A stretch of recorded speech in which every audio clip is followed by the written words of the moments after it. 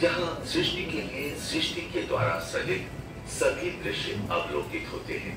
केशव सृष्टि प्रकृति की गोद में बसा विशाल परिसर है, जहाँ कृषि, शिक्षा, गो सेवा, वनौषधि, सामाजिक शिक्षण, वानप्रस्थाश्रम तो है ही, साथ ही कुछ समसामयिक विषयों जैसे पर्यावरण, वैकल्पिक ऊर्जा, ग्राम विकास और वेस्ट मैनेजमेंट में भी अनथक प्रयास और कार्य किया जा रहा है। सन 2005 में प्रारंभ होकर कृषि संकुल वनवासी युवक युवतियों के लिए 3 वर्ष का निशुल्क आवासीय ए ग्रेड कृषि पॉलिटेक्निक है, जिसमें से आज तक 500 से ज्यादा शिक्षार्थी शिक्षण ले चुके हैं। 80% अपने ही गांव में कृषि कार्य में लगे हैं। यहाँ पर सभी पूर्व शिक्षार्थियों के साथ निरंतर संपर्क रखा जाता है और समय समय पर मार्गदर्शन करते रहते हैं। विश्व हिंदू परिषद के माध्यम से यहाँ पर एक मॉडल गौशाला संचालित है, जहाँ पर 200 से ज्यादा देसी नस्ल की गायों का संवर्धन होता है। यहाँ पर कई गो उत्पाद बनते हैं। गोदान के भी कई कार्यक्रम यहाँ होते रहते हैं। मुंबई से आने वाले लोग यहाँ गो सेवा का लाभ लेते हैं और यहाँ वर्ष भर कई कार्यक्रम चलते रहते हैं। केशव सृष्टि में स्थित उत्तम विविध लक्ष्यीय शिक्षण के अंतर्गत 2 विद्यालय, राम रत्ना विद्या मंदिर और राम रत्ना इंटरनेशनल स्कूल के माध्यम से शिक्षण का एक अनूठा आयाम समाज के सामने है। 32 एकड़ में फैले ये विद्यालय आधुनिकतम शिक्षा और संस्कारों का अनोखा संगम है। यहाँ पर छात्र छात्राओं के सर्वांगीण विकास के लिए आवश्यक सुविधाएं, वातावरण और मार्गदर्शन उपलब्ध कराया जाता है। उत्तन वनौषधि संस्थान में 600 से अधिक मेडिसिनल प्लांट्स उगाए जाते हैं। औषधीय वृक्षों का रोपण, आरोग्य पर रिसर्च और आयुर्वेदिक औषधियों का उत्पादन इस संस्था के मुख्य कार्य है। कुपोषण को दूर करने के लिए साइनोफार्म के माध्यम से रिसर्च का कार्य जोरों पे चल रहा है। सन 1982 में राम भाव भालगी प्रबोधनी की स्थापना हुई और आज ये साउथ एशिया का एकमात्र सोशल और राजनीतिक शिक्षण केंद्र है। सार्वजनिक और सामाजिक क्षेत्र में कार्य कर रहे लोगों का प्रशिक्षण और मार्गदर्शन इसका मुख्य उद्देश्य है। राजनीतिक और सामाजिक क्षेत्र के प्रसिद्ध व्यक्तित्व यहाँ पर प्रायः भेंट देते रहते हैं। किशन गोपाल राजपुरिया वानप्रस्थाश्रम एक ऐसा केंद्र है जहाँ उम्र के चौथे पड़ाव में आने वाले 115 से अधिक वरिष्ठ निवासी रहते हैं। उनके लिए आवश्यक मूलभूत सुविधा, भोजन, डॉक्टर, एम्बुलेंस तो है ही, साथ ही यहाँ उनके लिए एक छोटी गौशाला और भगवान शंकर का मंदिर भी है। केशव सृष्टि माई ग्रीन सोसाइटी के माध्यम से पर्यावरण और वेस्ट मैनेजमेंट के विषय में जोरदार प्रयास कर रही है। मुंबई के लिए डेंस फॉरेस्ट के माध्यम से ऑक्सीजन जोन बनाना, गांव के लिए फलों के पेड़ लगाना, हाउसिंग सोसाइटी में वेस्ट मैनेजमेंट के वर्कशॉप करना इनका मुख्य उद्देश्य रहता है। मुंबई के लगभग 100 मंदिरों में भी कंपोस्टर लगाकर उनको कचरा मुक्त करने का भी कार्य चल रहा है। प्रोफेसर राजेंद्र सिंह, उनकी प्रेरणा से हमने PRSOA यानी प्रोफेसर राजेंद्र सिंह ऊर्जा अभियान प्रारंभ किया, जिसमें हम वैकल्पिक ऊर्जा के सभी आयामों का अनुभव भी ले रहे हैं और प्रयोग भी कर रहे हैं, जिससे हम कार्बन फुटप्रिंट को कम करने का प्रयास कर रहे हैं। इसी क्रम में हमें Guinness book of world records और बाकी सभी रिकॉर्ड बुक्स में दुनिया की सबसे बड़ी सोलर ओवन कुकिंग क्लास करने का रिकॉर्ड बनाया है। अब तक समाज के हर वर्ग के 1,25,000 बच्चों को सोलर कुकिंग का अनुभव इस कार्यक्रम के माध्यम से हमने दिया है। पर्यावरण शिक्षण के माध्यम से हजारों लोग, बच्चे और बड़े भी केशव सृष्टि में इन सारे प्रयोगों का लाभ ले रहे हैं। मई सन 2017 में केशव सृष्टि ने ग्राम विकास के क्षेत्र में पहल की। वनवासी पालघर जिले के 42 गांव चिन्हित किए गए। आज यहाँ पर ऊर्जा, शिक्षा, संस्कार, पीने के पानी, आरोग्य, सरकारी योजना की जानकारी, स्किल डेवलपमेंट, पर्यावरण, रोजगार, स्वच्छता आदि विषयों को लेकर ग्रामीण युवा और शहरी तरुण उद्योजक की एक टीम के माध्यम से कार्य प्रगति पर है और 1 वर्ष में अच्छी प्रगति भी हुई है। श्री अटल बिहारी वाजपेयी जी ने कहा था, इस नई सृष्टि को देख बड़ा आनंद हुआ। यहाँ आने तक मुझे कल्पना नहीं थी कि इस सृष्टि का रूप क्या है। आज जो कुछ भी मैंने देखा आश्चर्य है, सुखद आश्चर्य है। केशव तुमको कोटि कोटि अभिवादन। वर्ष 2010 में किया गया, जिसका उद्देश्य समाज में सेवा कार्य करने वाले युवाओं को प्रोत्साहित करना था। इस पुरस्कार के अंतर्गत पुरस्कृत संस्था को 1 लाख रुपए की धनराशि, मानपत्र एवं सम्मान चिन्ह प्रदान किया जाता है। पुरस्कार प्राप्तकर्ता का चयन करते समय विभिन्न बातों का ध्यान रखा जाता है, जैसे कि कार्य का स्वरूप सामाजिक हो, राष्ट्रीय धारा से जुड़ा हो, व्यक्ति की उम्र 40 वर्ष या उससे कम हो, संस्था रजिस्टर्ड हो या कम से कम 5 वर्ष से कार्य कर रही हो, कार्य का उपयोग बहुजन हिताय हो, दीर्घ कालावधि तक परिणाम कारक हो एवं सबसे महत्वपूर्ण पक्ष ये कि अन्य युवा वर्ग के लिए प्रेरणादायक भी हो। प्रथम केशव सृष्टि पुरस्कार सन 2010 में संयुक्त रूप से 2 महानुभावों को प्रदान किया गया, जिसमें प्रथम नाम श्री गजानन याके एवं उनकी संस्था डॉक्टर हेडगेवार सेवा समिति नंदुरबार से था। उन्होंने किसानों के आत्मसम्मान को जागृत कर उनमें कृषि उद्योग जागृति निर्माण करने का सराहनीय कार्य किया। द्वितीय नाम श्री विजय माधव एवं समतोल फाउंडेशन का था, जिन्होंने अल्पायु में ही घर से भागकर रेलवे स्टेशन पर बदहार जिंदगी गुजारने वाले बच्चों का पुनर्वसन करने का अद्वितीय कार्य किया। द्वितीय केशव सृष्टि पुरस्कार सन 2011 में श्री नरसिंह झड़े को प्रदान किया गया। इन्होंने अति दुर्लक्षित गोविंद गोपाल समाज के उत्थान के लिए अपना जीवन समर्पित कर रखा है। तृतीय केशव सृष्टि पुरस्कार श्री सारंग गोस्वामी और उनकी संस्था असीम फाउंडेशन को सन 2012 में प्रदान किया गया, जिसमें वो जम्मू कश्मीर के युवाओं को कंप्यूटर शिक्षण और बेकरी का प्रशिक्षण देते हैं। साथ ही साथ जम्मू कश्मीर को उर्वरित भारत से जोड़ने का कार्य भी करते हैं, जिससे उनमें राष्ट्र भावना के निर्माण का कार्य होता है। चतुर्थ केशव सृष्टि पुरस्कार प्राध्यापिका श्रीमती संध्या चौगुले एवं उनकी संस्था कीरवाई सोशल एंड एजुकेशनल ऑर्गेनाइजेशन को प्रदान किया गया, जिन्हें लोग प्यार से झाड़ वाली बाई बुलाते हैं। इसमें उन्होंने पर्यावरण सुरक्षा, संवर्धन और महिला सशक्तिकरण का उल्लेखनीय कार्य किया। पंचम केशव सृष्टि पुरस्कार डॉक्टर प्रतिभा ताई अठावले को प्रदान किया गया, जिसमें उन्होंने सेवा भारती के माध्यम से पूर्वोत्तर भारत के निवासियों की दंत चिकित्सा के लिए कई प्रकल्प किए और वहां के लोगों की लगातार सेवा कर रही है। छठवां केशव सृष्टि पुरस्कार श्री वीरेंद्र खत्री और उनकी संस्था वयम को प्रदान किया गया। वयम के माध्यम से वनवासी क्षेत्र में वनवासी बंधुओं को वन, जमीन, राशनिंग, सरकारी योजना, इन सब का कार्यशाला के माध्यम से प्रशिक्षण देना एवं उन्हें उनके अधिकारों को प्राप्त करने के लिए सक्षम बनाने के लिए कार्य करना है।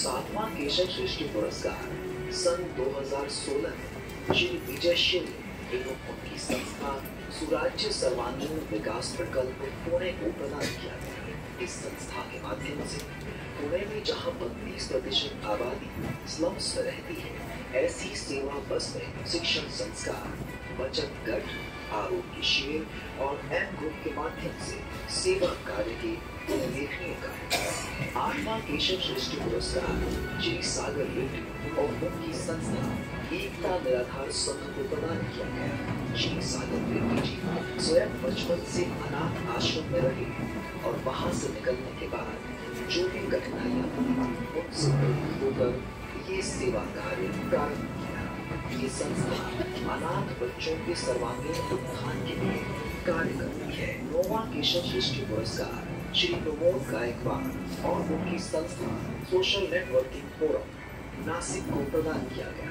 व्हाट्सएप जैसे सोशल मीडिया का अच्छे काम के लिए उपयोग करके करीबन 100 से ऊपर सदस्यों का मीडिया ग्रुप बनाकर जमा किए निधि का उपयोग वहां के पहाड़ी इलाकों में पाइपलाइन डालकर गांव टंकर मुक्त कराने के लिए किया गया। इसके अलावा अनाथालय, वृद्धाश्रम को मदद करना, वनवासी विद्यार्थियों के लिए स्कूल में डिजिटल शिक्षा की व्यवस्था, कंप्यूटर कक्ष, विद्यार्थियों का आरोग्य, पोषक आहार, इतना ही नहीं, शहीद जवानों के परिवारों की सहायता करना, ऐसे सभी स्तर पर प्रमोद जी की टीम काम कर रही है। 10वां केशव सृष्टि पुरस्कार श्री राहुल देशमुख और उनकी संस्था national association for the welfare of physically challenge Pune को प्रदान किया गया। राहुल खुद अंधे होके भी अपने जैसे हजारों अंधे भाई बहन के जीवन में प्रकाश लाने का अतुलनीय कार्य करते आए हैं। खुद का जीवन अंधेरा और संघर्ष से भरा होते हुए भी अच्छी शिक्षा लेकर नौकरी संभाल कर मीनाक्षी निकम खुद बचपन से अपाहिज होकर भी अपने जैसी अन्य बहनों को आत्मविश्वास के साथ आत्मनिर्भर स्मार्ट बनाने का काम करती है। अपनी जैसी पीड़ा और संघर्ष किसी और अपाहिज बहन के जीवन में न आए, इसलिए उनको टेलरिंग का काम सिखाकर उनसे कामगार यूनिफॉर्म, स्कूल यूनिफॉर्म के ऑर्डर्स पूरे कराने का काम कराते हैं, जिसमें सभी को अच्छा वेतन मिलता है। 13वां केशव सृष्टि पुरस्कार श्रीमती सुचिता बंसोड, जिनकी संस्था का नाम है एक मेरा मल्टीपर्पज फाउंडेशन अकोला। सुचिता जी कर्णबधिर निखिलेश की मां है, जिसने बड़ा संघर्ष झेलकर अपने बेटे को अच्छी शिक्षा देकर उसे अपने पांव पर खड़ा करके कर्तव्यवान बनाया है। निखिलेश जैसे हजारों कर्णबधिर घर के लड़कियों की वो आज मां बनी है और उनके लिए अपने ही घर में उन्हें सभी प्रकार की शिक्षा देकर नॉर्मल स्कूल में भर्ती कराने का काम करती है।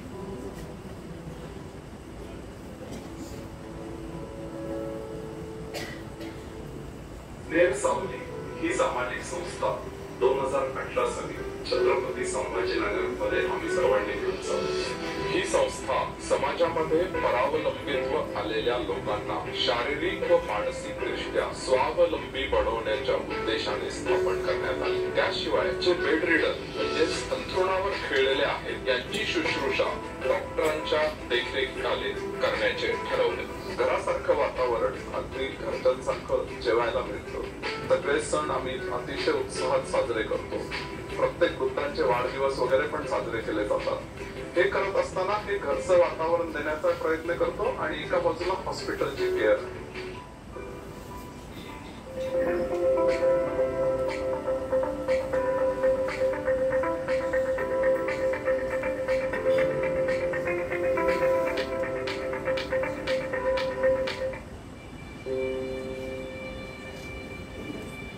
Hello, my name is Aman Sharma and I am the founder of TEACH. TEACH stands for Training and Education Center for Hearing Impaired. This is a sign for TEACH. In our country, nearly 80 lakhs to 1 crore children are with visual hearing impaired. And do you know, 99% of these universities, there are 40,000 colleges, 1,000 plus universities, none of them are accessible. So what happens to these children and why we exist? So TEACH has a predefined purpose: higher education, their development and inclusion.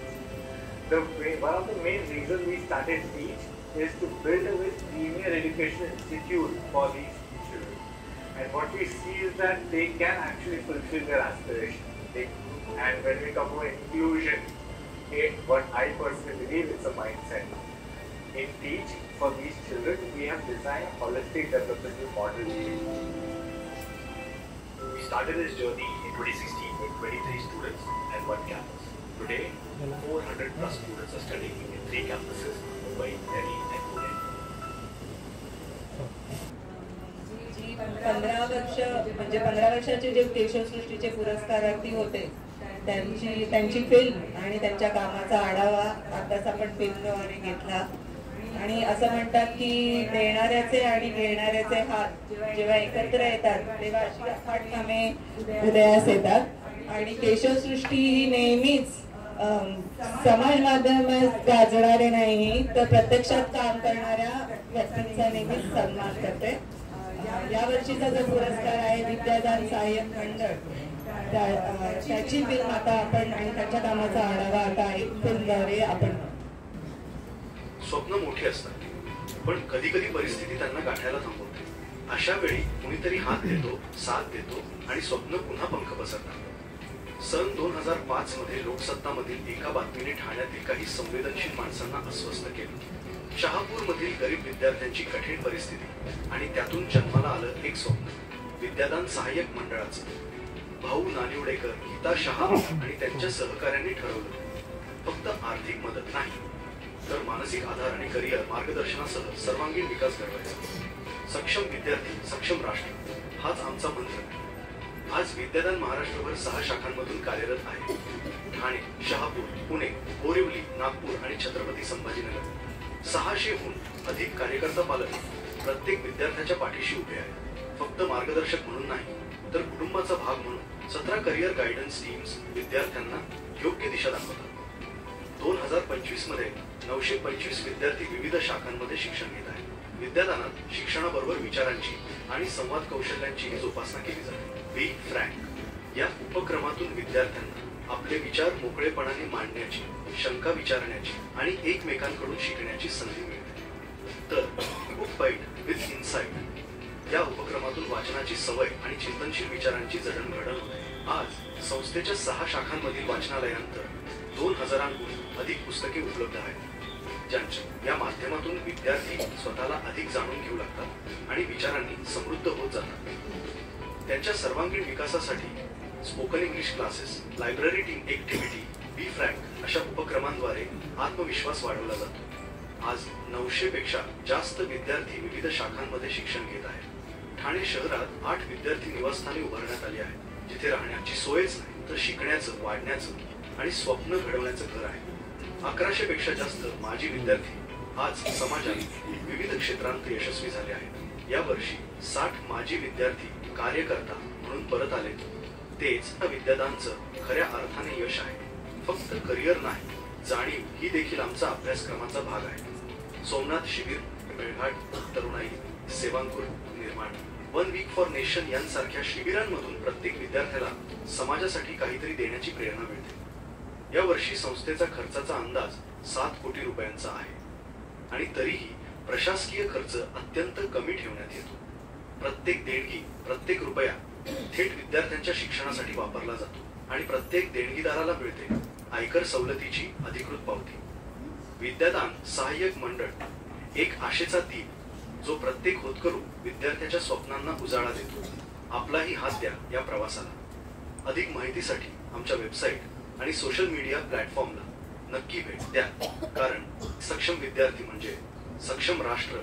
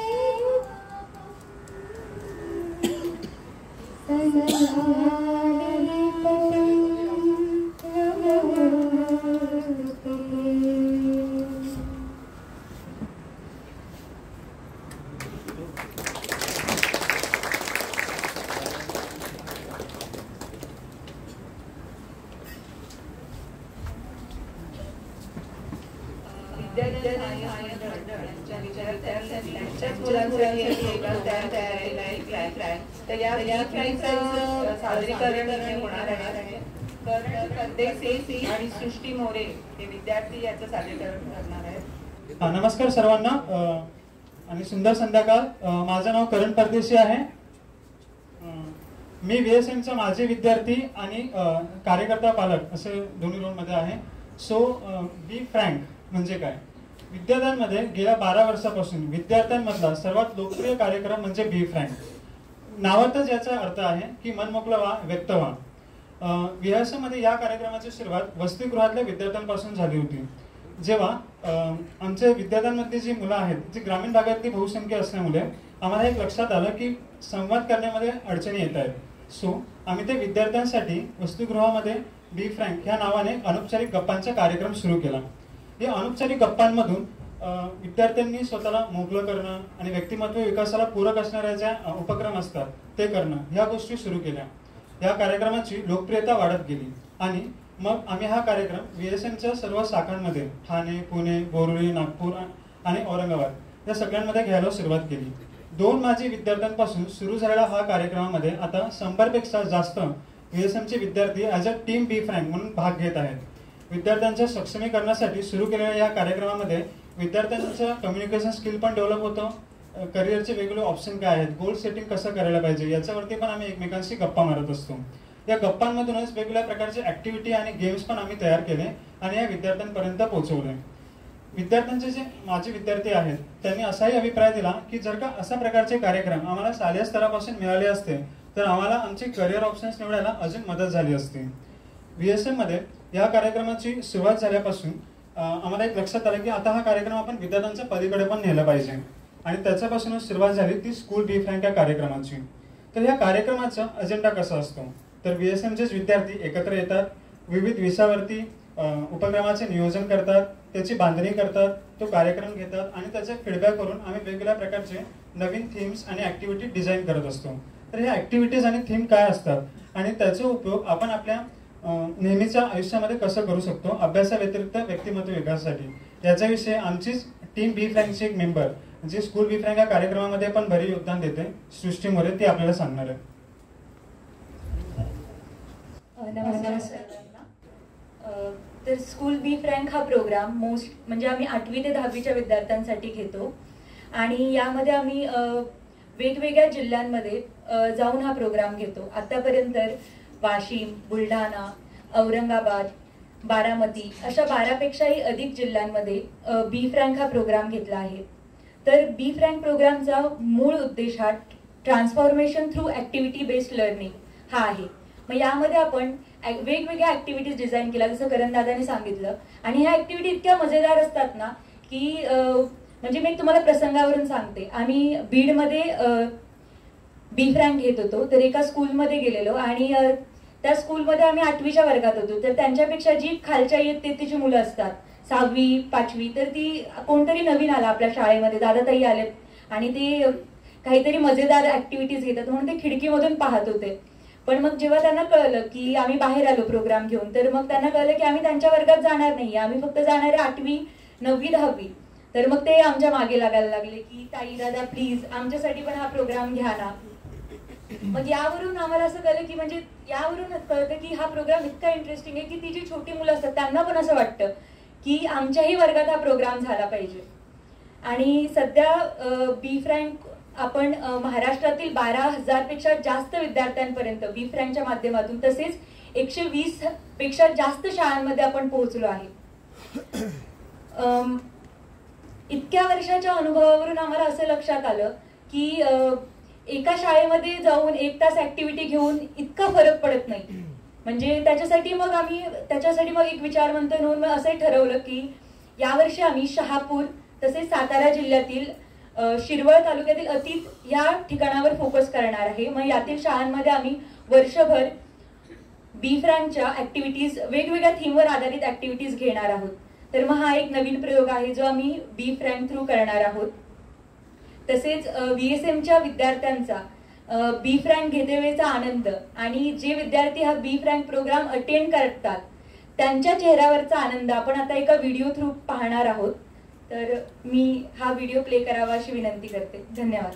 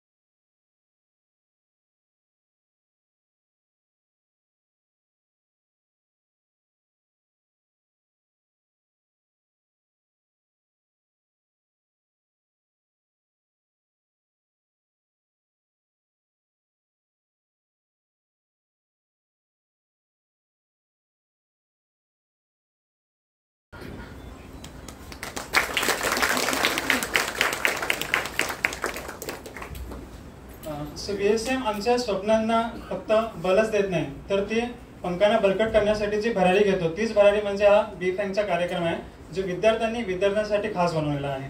So तुम्ही पण नक्कीच यामध्ये सहभागी होऊ शकता. आता आमचीच BSMची माझी विद्यार्थिनी व आता पालक कार्यकर्ता असणारी तेजल दोंडकर हे आपलं मनोगत व्यक्त करते. सर्वांना सुंदर संध्याकाळ. माझं पूर्ण नाव तेजल वसंत दोंडकर. मी ठाणे येथील अत्यंत साधारण कुटुंबातून आलेली मुलगी आहे. माझं शिक्षण BMS आणि MBA इन फायनान्स झालेलं असून मी आता ठाणे येथील एका नामांकित जर्मन MNC मध्ये नोकरी करत आहे. BSM मध्ये जेव्हा मी जोडले गेले तेव्हा माझ्या घरची परिस्थिती मर्यादित होती, पण माझी स्वप्न फार मोठी होती. आपल्या आयुष्यात आपल्या आईवडिलांचं नाव मोठं करणं आणि जगात काहीतरी एक स्थान मिळवणं हे कायम मनात होतं. तेव्हा एकाच वेळी माझं आणि माझ्या मोठ्या भावाचं शिक्षण चालू ठेवणं फार कठीण होतं, पण अन्नपूर्णा कामत मावशींच्याद्वारे माझी BSMशी ओळख झाली आणि माझ्या पंखांना बळ मिळालं. BSM मध्ये असताना इंटरव्ह्यूद्वारे गीता मावशींशी माझी ओळख झाली आणि त्यांचा सकारात्मक प्रभाव माझ्यावर पडत गेला. मंथली मीटिंग्स, बी फ्रँक यामधून आमचं आई आणि मुलीचं नातं निर्माण झालं. त्याचबरोबर BSM मध्ये करिअर टीम आणि कॉमर्स टीम आमच्या सर्वांसाठी अनेक उपक्रम राबवतं.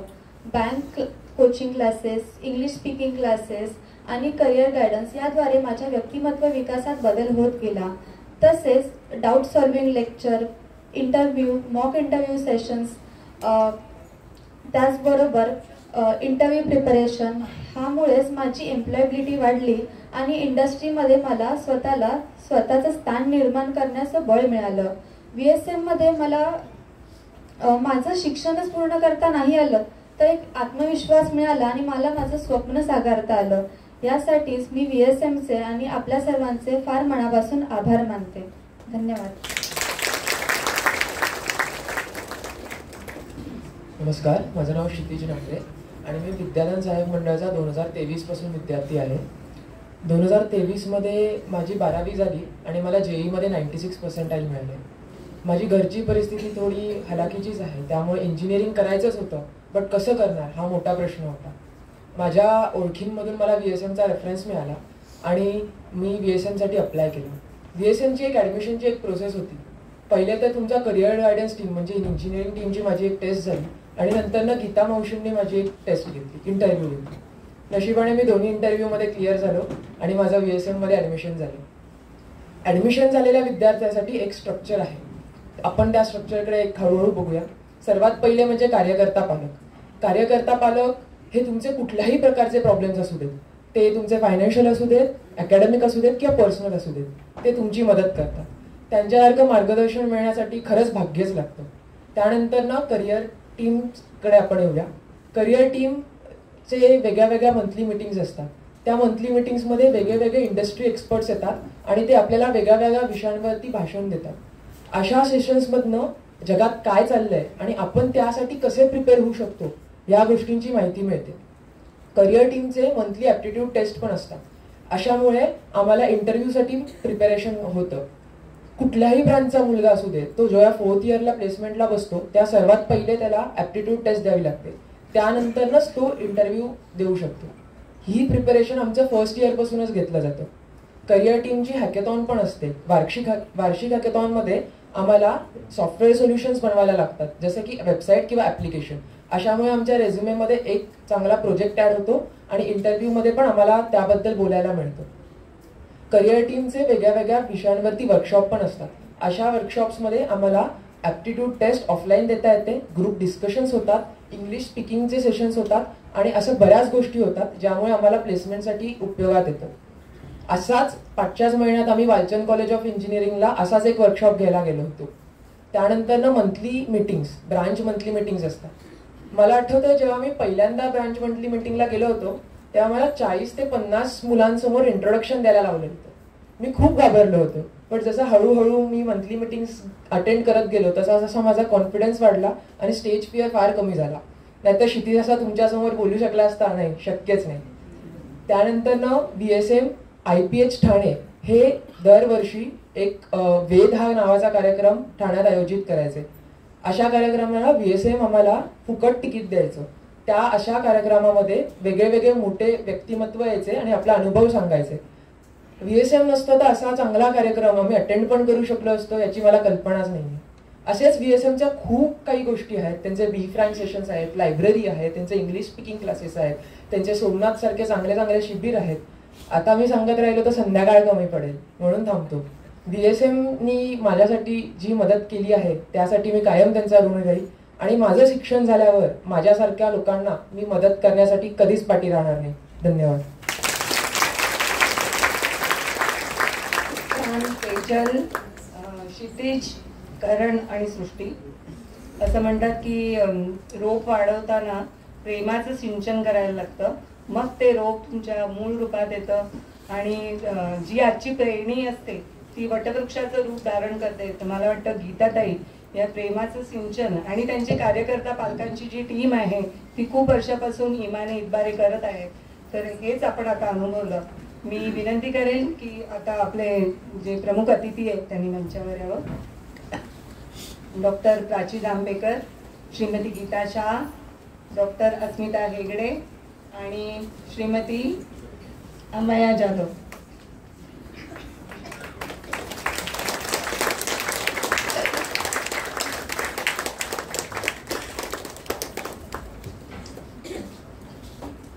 डॉक्टर अस्मिता हेगडे ज्या केशवसृष्टीच्या उपाध्यक्ष आहेत त्यांना मी विनंती करेन की मान्यवरांचं स्वागत करावं.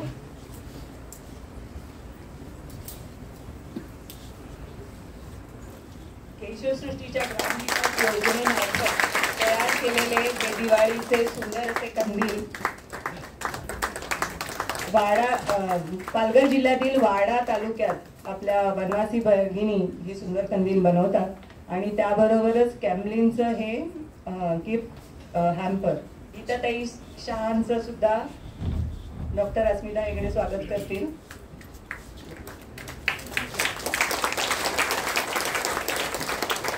ग्राम विकास योजनेचं सुंदर कंदील आणि त्याचबरोबर कॅम्लिनचं गिफ्ट हॅम्पर. एक महिला सक्षमीकरण, त्यांचं फायनान्शियल इंडिपेंडन्स आणि मुख्यत्वे करून हे स्वदेशी आहे, इको फ्रेंडली आहे, तर त्याचं महत्त्व हे वेगळंच आहे. एक आत्ताच मला जाणवलं की स्टेजवर जे आपण जे आहे आजचा मंच हा महिला स्पेशल आहे आणि आत्तापर्यंतच्या 16 वर्षात ते पहिल्यांदाच घडतं आहे. तसं आमची जी केशवसृष्टी समिती निवड समिती आहे ती पूर्णपणे महिलांचीच आहे.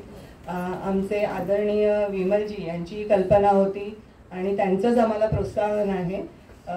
तर हे चित्र काहीतरी नवीन वेगळं आहे, त्यामुळे एकदा टाळ्या या मंचासाठी होईल. दरवर्षी हा कार्यक्रम आम्ही मुंबईत घेतो. 15 वर्ष मुंबईमध्ये कार्यक्रम घेतल्यानंतर यावर्षी ठरवलं की आपण गीताशाह या ठाण्याच्याच आहेत, तर त्यांनाही जरा बरं वाटेल, त्यांची माणसं जास्त संख्येने येऊ शकतील. आणि आज ते चित्र दिसतंय, हॉल पूर्ण भरला आहे, बरेच जण मागे उभे आहेत. पण ठाण्यामध्ये हा कार्यक्रम घेतला आणि ठाणेकरांना ठसका बसला, घसा बसला. ते आपण सुरुवातीला माईकच्या माध्यमातून बघितला. त्यामुळे आम्ही आमचं मुंबईभरी पुढच्या वर्षीपासून तुम्ही मुंबईला या. एनिवे, मंचावरील तर आपलं स्वागत आवडलं, पण बरीच मंचाच्या समोर जी मान्यवर बसलेले आहेत त्यांचा उल्लेख केल्याशिवाय हा कार्यक्रम पूर्ण होऊ शकणार नाही. सर्वात पहिले मी बिमलजींचं इथे स्वागत करते. बिमलजी आमचे खूप मोठे गुरुवर्य आहेत, पालक, मार्गदर्शक आहेत. केशवसृष्टी आपण सगळ्यांनी ऐकलेली आहे. केशवसृष्टीचं जे काही रूप आहे, जो काही चमत्कार आहे, जर आपण बघितलं असेल तर ते सगळं उभं करण्यामागे विमलजींचा सिंहाचा वाटा आहे. मगाशीने म्हटलं ही कल्पना, पुरस्काराची कल्पना त्यांचीच आहे. महिलांची समिती असावी ही सुद्धा कल्पना त्यांची आहे. आणि आता ग्रामविकासाचं गेल्या 2017 पासून त्यांच्या पुढाकाराने जे काम पुढे वाढलंय, वनवासी भागांमध्ये जवळजवळ 6 जिल्ह्यांमध्ये आपण काम ग्रामविकासाचं काम सुरू केलंय आणि आता 200 गावांमध्ये ते आपलं काम चालतं. तिथे बांबू प्रकल्प एक मोठा झालेला आहे, ज्याचे कंदील आता इथे स्टॉल्सवर अवेलेबल आहेत. ते सगळे आपण अमेरिकेमध्ये पण आपले सगळे प्रोडक्ट जातात आणि ती आदिवासी महिलांनी चालवलेली ती कंपनी आहे. त्यामुळे हे सगळं भीमळजींच्या पुढाकाराने झालं. त्याच्यानंतर मुकुंदजी चितळे नामांकित CA आहेत आणि जे भारताच्या लेवलवर जे चार्टर्ड अकाउंट इन्स्टिट्यूट असते त्याचेही ते अध्यक्ष आहेत आणि 100 वर्ष जुनी असलेल्या पार्लेच्या लोकसेवा सेवा संघाचे ते अध्यक्ष आहेत आणि आमचे केशवसृष्टीचे ते माजी अध्यक्ष होते आणि आज ते इथे उपस्थित आहेत. अनेक सामाजिक संस्थांशी ते जोडलेले असतात. त्याच्यानंतर रवीजी कर्वे, आपण सगळे ठाणेकर त्यांना ओळखतो. रवीजींनी ठाणे जनता सहकारी बँक निर्माण होण्यापासून सुरू जेव्हा झाली तेव्हापासून ते त्यांच्या रिटायर्ड काळापर्यंत पूर्ण सर्वस्व ठाणे जनता सहकारी बँकेला त्यांनी दिलं आणि आता ते रिटायर्ड नंतर विद्यार्थी विकास योजना नावाचा जो उपक्रम त्यांनी सुरू केला त्याच्यात ते आता ते सर्वस्व देऊन त्यांचं काम चालू आहे. खूप म्हणजे ते बँकेत असताना CEO चेअरमन म्हणून त्यांनी काम केलेलं आहे आणि आता त्यांनी जे विद्यार्थी विकास योजनेतून जे काही धडाडी केली म्हणजे जे काही काम उभं केलं 36 जिल्ह्यांमध्ये त्यांचं काम चालतं. आत्तापर्यंत 2500 विद्यार्थ्यांना त्यांनी स्कॉलरशिपच्या माध्यमातून लाभ दिला. गरीब विद्यार्थ्यांना स्कॉलरशिप देणं असं ते काम आहे आणि जवळजवळ 35 कोटी निधी आत्तापर्यंत त्यांनी उभा करून तो लाभार्थींना तो दिला. त्याच्यातून 8 शाळा सुद्धा उभ्या केलेल्या आहेत. असं त्यांचं इतकं भव्य दिव्य काम आहे. शरदजी गांगल हे पण ठाण्याचे तुम्ही सगळे ओळखतात. शरदजी आता ठाणे जनता सहकारी बँकेचे अध्यक्ष आहेत आणि ते पण अनेक संस्थांचे काम त्यांचं चालू असतं. विद्यार्थी विकास योजनेचं पण ते काम करतात. अरुणजी करमरकर, अरुणजी बाहेरकर ते पण इथे उपस्थित आहेत. खूप मोठे अभ्यासक, आपण ठाणेकर सगळेच त्यांना जाणता. मी का याचा उल्लेख करते कारण त्यांनी जे योगदान दिलेलं आहे आणि आज ते इथे उपस्थित आहेत. त्यांनी एका फोनवर तिथे आमंत्रण स्वीकारून इथे उपस्थित राहिले त्यामुळे त्यांचं खूप मला मनापासून आभार मानावेसे वाटतात. अरुणजी करमरकर एक विचारवंत अभ्यासक लेखक, त्यांनी अनेक पुस्तकं लिहिलेले आहेत आणि आमचे विद्यार्थी परिषदेचे ते मार्गदर्शक राहिलेले आहेत. अजून काही इथे किशोर मोगेजी सेवा सहयोगचं काम करतात. त्यांचंही हे अभ्यास क्षेत्रामध्ये काम आहे. विद्यार्थ्यांना गरजू विद्यार्थ्यांना पुढे आणणं, त्यांच्याकडे वेगवेगळे उपक्रम राबवणं असं ते काम बघतात. अंजली गांगल त्यांच्यासोबत काम करतात. सेवा सहयोगचं काम फार मोठ्या प्रमाणात चालतं. त्याच्यानंतर रतनजी शारदा संघाचे ज्येष्ठ कार्यकर्ते आहेत आणि अत्यंत उत्कृष्ट त्यांची लेखणी आहे. खूप पुस्तकं लिहिली आहेत आणि राष्ट्रीय स्वयंसेवक संघाचं काम, वेगवेगळ्या क्षेत्रांमधलं काम ते प्रभावीपणे त्यांनी आपल्या लेखनातून मांडलं आणि समाजापर्यंत पोहोचवलंय. रतनजींचं पण इथे स्वागत आणि आभार. त्याच्यानंतर इथे अजय जोशी उपस्थित आहेत. अजय जोशी हे आपले विभाग कार्यवाह. अनंतराव भागवत आपल्याला सगळ्यांना माहिती आहे आणि त्यांचं वसुंधरा काम, हे वसुंधरेचं जे पाणी विभागात पाण्याकरता त्यांनी अनेक शहापूर जिल्ह्याच्या आसपासच्या भागांमध्ये त्यांचं काम चालतं. त्यांचं वय आहे 92 वर्ष आणि आजही ते एकदम जोरात काम करतात. कारले सर आहेत फॅन्ड्री फाउंडेशनचे. त्याच्यानंतर डॉक्टर शुभाराऊच्या माध्यमातून आलेले अनेक डॉक्टर्स इथे उपस्थित आहेत. अलकाताईंच्या आग्रहाने इथले ठाणेकर जे त्यांची मित्रवर्य मंडळी ती इथे आवर्जून उपस्थित राहिलेली आहे आणि सर्व संघा परिवारातले अनेक कार्यकर्ते आणि विद्यार्थी परिषदेचे, अर्थात माझं विद्यार्थी परिषदेचं आधीपासूनचं नातं आहे आणि ठाण्यामध्ये माझे कार्यकर्ते खूप जवळचे असल्यामुळे मला एक ते हक्काचं इथे कार्यकर्त्यांचं हे मिळालं, सहकार्य मिळालं. तर त्यांच्याशिवाय हा कार्यक्रम यशस्वी होऊ शकला नसता. तर त्यांचे मी आभार मानते आणि माझं 2 शब्द सांगते. रश्मीताईंनी आता खूप मोठ्या मोठ्या मंडळींची नावं घेतली. तसा आजचा कार्यक्रम हा अगदी साधा आहे, परंतु या कार्यक्रमाची जी श्रीमंती आहे ती आपल्या सर्वांमुळे आहे. मी अमया जाधव ज्या निवड समितीच्या अध्यक्ष आहेत त्यांना विनंती करते की या कार्यक्रमाची प्रस्तावना करावी. नमो नमः.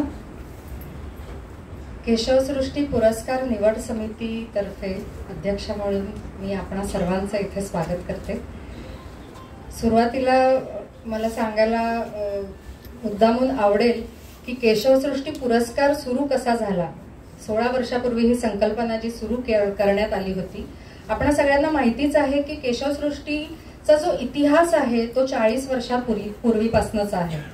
ही एक संकल्पना प्रत्यक्षात उतरली, त्याची बीज रोवली गेली फार म्हणजे 85 सालापासून साधारण असेल आणि त्याच्यानंतर ही पुढे परंपरा सुरू राहिलेली आहे. ह्या पूर्ण प्रकल्पासाठी केशवसृष्टीच्या प्रकल्पासाठी ज्या ज्या लोकांनी मदतीचा हात पुढे केलेला होता, जो प्रत्यक्ष कामाच्या स्वरूपात असेल किंवा देणगीच्या स्वरूपात असेल, तर अशा वेगवेगळ्या प्रकारे जी जी माणसं आपल्या संस्थेशी आणि संघाच्या माध्यमातून असतील, इतर वैयक्तिक असतील, असे अनेक जण जोडले गेले. ती सगळी लोक जोडल्या गेल्यानंतर त्यांचं एखादं वर्षातून एखादं आपण गेट टुगेदर, एक संमेलन ठेवावं असं कुठेतरी कार्यकारिणी समितीमध्ये कॉन्सेप्ट पुढे आला आणि तेव्हा 2010 पासून पुरस्काराचा कार्यक्रम च्या माध्यमातून असं एक संमेलन, सगळ्यांचे एकत्रित डोनर्स सगळे येतील आणि एकमेकांना भेटतील. सो अशा प्रकारे पुरस्काराची सुरुवात झाली एक 16 वर्षापूर्वी. तुम्ही म्हणाल की पुरस्कार देता तुमच्या अटी काय असतात किंवा एक साधारण क्रायटेरिया काय असतात. तर पुरस्कारासाठी काही नियम अटी एक सुरुवातीपासून आम्ही नोट केलेले आहेत. थोडक्यात मी सांगते की एक साधारण पुरस्कार हा युवा व्यक्तीला आपण द्यायला हवा असं एक कॉन्सेप्ट सुरुवातीला असा आला की 40 एक मॅक्झिमम वय असावं. काही प्रमाणात त्याला आम्ही अपवाद ठेवलेला आहे.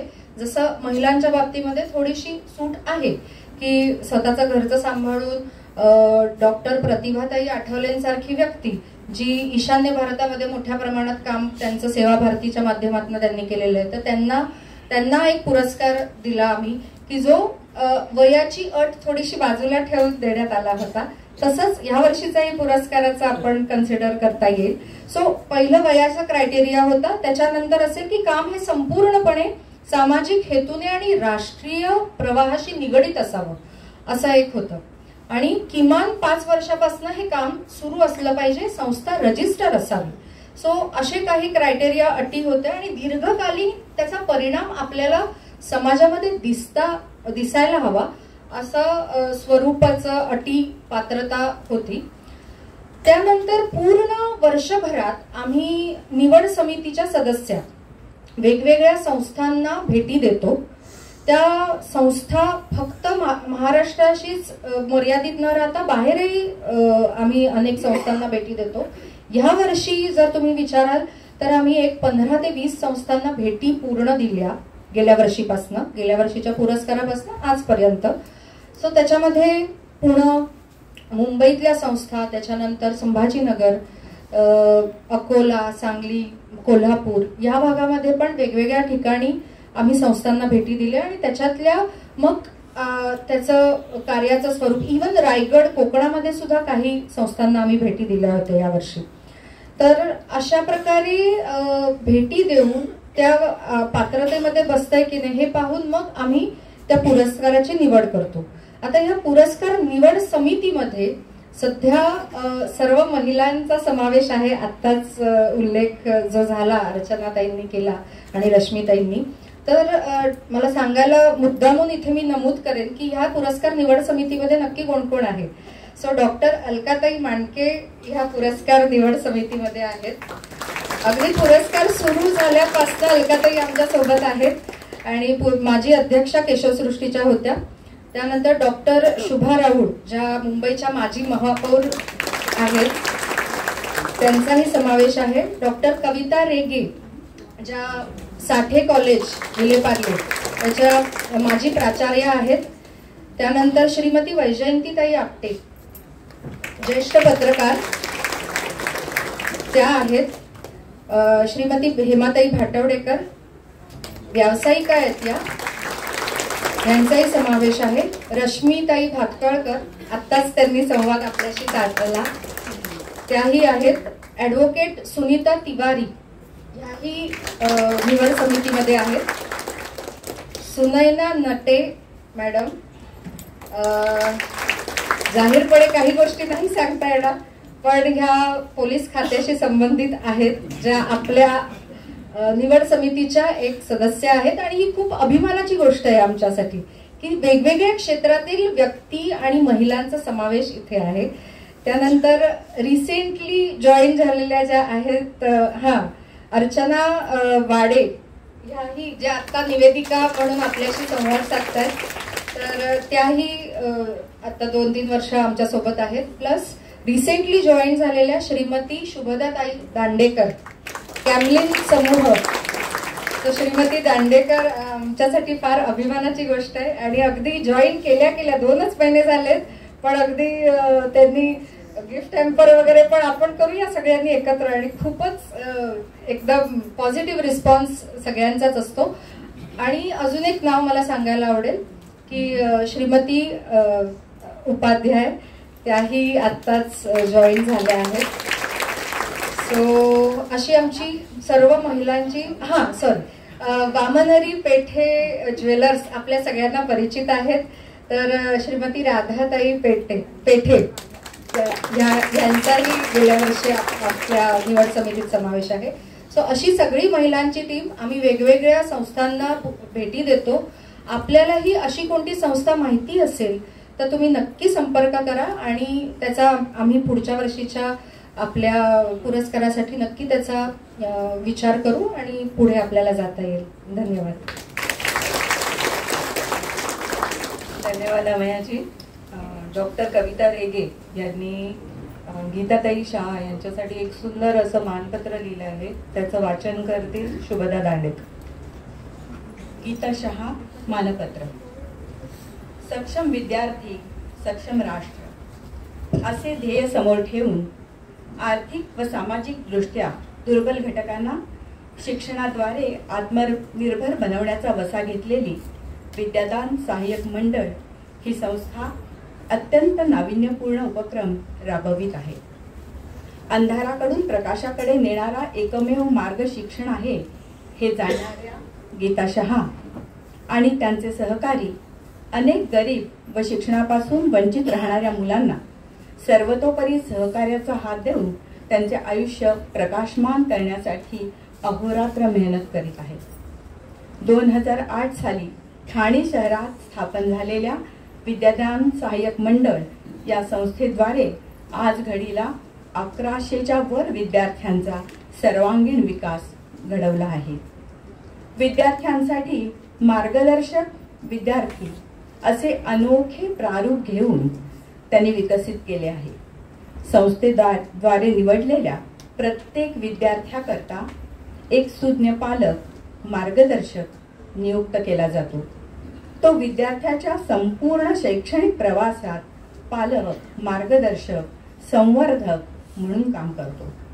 गरिबी आणि घरातील प्रतिकूल परिस्थितीमुळे अनेक विद्यार्थ्यांना शिक्षणाची इच्छा आणि प्रचंड हुशारी असूनही ज्यांना शिकता येत नाही अशा विद्यार्थ्यांना ही संस्था आपल्या मायेच्या कवेत घेते. केवळ शैक्षणिकच नाही तर त्यांच्या मानसिक, कौटुंबिक, सामाजिक, आर्थिक अशा सर्व प्रश्नांसहित त्यांचं पालकत्व स्वीकारते आणि त्यांना समाजात सक्षमपणे उभे करते. असे 500 पालक आज 850 विद्यार्थ्यांची काळजी घेत आहेत. 17 मार्गदर्शक शिबिरे, शैक्षणिक कार्यशाळा, तज्ज्ञांची व्याख्याने, चर्चासत्रे, माजी विद्यार्थ्यांचे अनुभव, मुलाखतींची तयारी याद्वारे विद्यार्थ्यांचा सर्वांगीण विकास घडवून तो एक स्वतंत्र, स्वावलंबी आणि प्रगल्भ असा भारतीय समाजाचा घटक व्हावा या दिशेने सर्वथा प्रयत्न केले जातात. आजपर्यंत संस्थेने समाजातील वंचित घटकांमधून अनेक डॉक्टर्स, अभियंते, परिचारक, तंत्रज्ञ, वकील, सनदी लेखापाल, कला दिग्दर्शक, व्यवस्थापक, वास्तुविशारद समाजाला प्रदान केले आहेत. आज ही संस्था 6 शाखा, 8 वसतिगृहे, 17 मार्गदर्शक समित्या, 20 विद्याशाखा, 1100 कार्यरत माजी विद्यार्थी याद्वारे 35 जिल्ह्यातील 850च्या वर विद्यार्थ्यांचा सर्वांगीण विकासासाठी कार्यरत आहे. शैक्षणिक मार्गदर्शनाद्वारे तसेच परिसंवाद, इंग्रजी संभाषण, डिजिटल सशक्तीकरण, अध्ययन सहली, सहशिक्षण याद्वारे विद्यार्थ्यांचा आत्मविश्वास जागवत त्यांना आत्मनिर्भर करीत आहेत. बी फ्रँक या अनोख्या उपक्रमाद्वारे 12,000 विद्यार्थ्यांना त्यांनी सक्षम केले आहे. समाजातील दुर्बल घटकांपर्यंत पोहोचून त्यांना आत्मभान देण्याचे महत् कार्य विद्यादान सहाय्यक मंडळ ही संस्था सातत्याने करत आहे. अशा संस्थेचा सन्मान करण्याची संधी मिळाल्याचा केशव सृष्टी निवड समितीला अतिशय आनंद देऊन जात आहे. संस्थेच्या पुढील वाटचालीसाठी व भरभराटीसाठी अनेक शुभेच्छा. अध्यक्ष केशव सृष्टी. धन्यवाद सीताताई. आता मेन पुरस्कार वितरणाचा कार्यक्रम. मी विनंती करेल डॉक्टर प्राची जांभेकर यांनी 1 लाखाचा धनादेश, स्मृतिचिन्ह आणि मानपत्र असे पुरस्काराचे स्वरूप आहे. डॉक्टर प्राची जांभेकर. विद्यादान सहाय्यक मंडळ याच्या श्रीमती गीता सत्यजित शहा यांचा हा सन्मान. सक्षम विद्यार्थी सक्षम राष्ट्र हे ब्रीदवाक्य असलेल्या BSMचा हा सन्मान. विद्यादानासाठी कार्य करणाऱ्या प्रत्येक कळमळीने जे कार्यकर्ते आहेत आणि प्रत्येक कार्यकर्ता पालकाचा हा सन्मान आहे.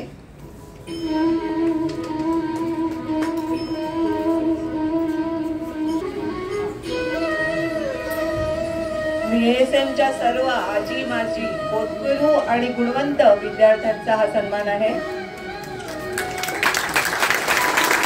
BSMच्या प्रत्येक विद्यार्थ्याची मावशी असलेल्या गीता शहा यांचा हा सन्मान आहे.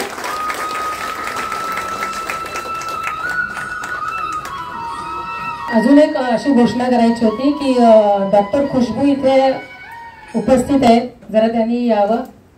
आणि ये ना, सेवा कनेक्टचं काम करतात आणि त्यांनी असं ठरवलं की या वर्षीपासून जे काही केशवसृष्टी पुरस्कार दिला जाणार आहे, जे काही धनादेशाची रक्कम आहे त्याच रकमेचा त्याही ते चेक देणार आहे. पण आता त्यांनी चेक न देता ट्रान्सफर करणार आहेत, ऑनलाईन ट्रान्सफर करणार आहेत. तर दरवर्षी आता त्यांची लागलेली काम लागलेलं आहे.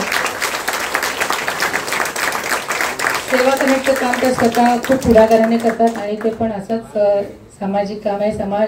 NGO ज्या आहेत सगळ्या सामाजिक संस्थांना बॅकिंग देणं अशा प्रकारचं त्यांचं कामाचं स्वरूप आहे. गीताताई शाह. नमस्कार. सुंदर संध्याकाळ. आज या व्यासपीठावरती उभी आहे तेव्हा माझ्या मनात अपार कृतज्ञतेची आणि नम्रतेची भावना आहे. 16वा केशवसृष्टी पुरस्कार स्वीकारण्याचा हा क्षण माझ्या आयुष्यातील अत्यंत महत्त्वाचा टप्पा आहे आणि तो खास आहे. कारण याच वर्षी माझ्या विद्यादानच्या प्रवासाला 20 वर्ष पूर्ण झाले. या 20 वर्षातील अनेक आठवणी आज मनात जमल्या आहेत आणि प्रत्येक अनुभवासाठी मी खूप कृतज्ञ आहे.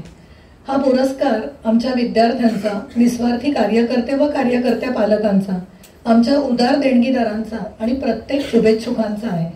किंबहुना ज्यांनी ज्यांनी हे स्वप्न प्रत्यक्षात आणण्यासाठी हातभार लावला त्या सर्वांचा तो आहे.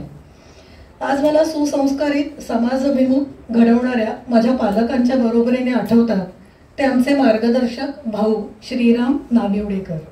राष्ट्रस्य प्रथम हा बाणा ठेवत त्यांनी सक्षम विद्यार्थी सक्षम राष्ट्र या ध्येयवाक्यानुसार चालणाऱ्या विद्यादान सहाय्यक मंडळाचे रोप लावले. आज ते जिथे असतील तिथे ते खूप आनंदात असते. यासोबत माझ्या कुटुंबातील म्हणजेच विद्यादानचे सगळे सदस्य तसेच माझे कुटुंबीय व नातेवाईक या सगळ्यांची मी खूप ऋणी आहे. या 20 वर्षात पहिल्यांदा आज माझी आई विद्यादानचं हे काम बघायला आलेली आहे. मी खूप खूप ऋणी आहे.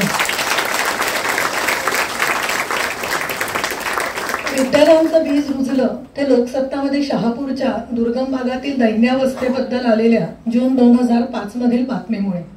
आपला पहिला विद्यार्थी प्रशांत विषय, त्याच्या कुटुंबाला शैक्षणिक व अशैक्षणिक दाखले व कागदपत्र मिळवून देणं, विड्याच्या पानांच्या व्यवसायासाठी बँकेकडून कर्ज मिळवून देणं, कर्जाची हमी घेणं आणि अंधाऱ्या घरात वीज आणणं या कामातून माझा सामाजिक प्रवास सुरू झाला.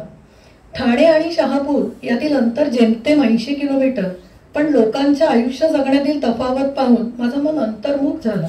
त्याचवेळी संवेदनशील भाऊंची ओळख आणि परिचय झाला आणि मार्गदर्शक म्हणून नातं तयार झालं.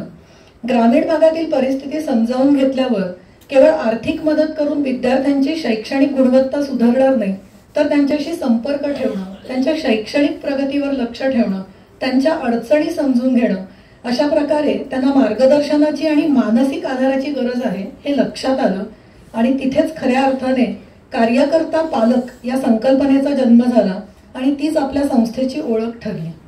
ट्रान्सफॉर्मेशन थ्रू मेंटॉरिंग म्हणजेच मार्गदर्शनाने परिवर्तन ही आज आपली खासियत आहे.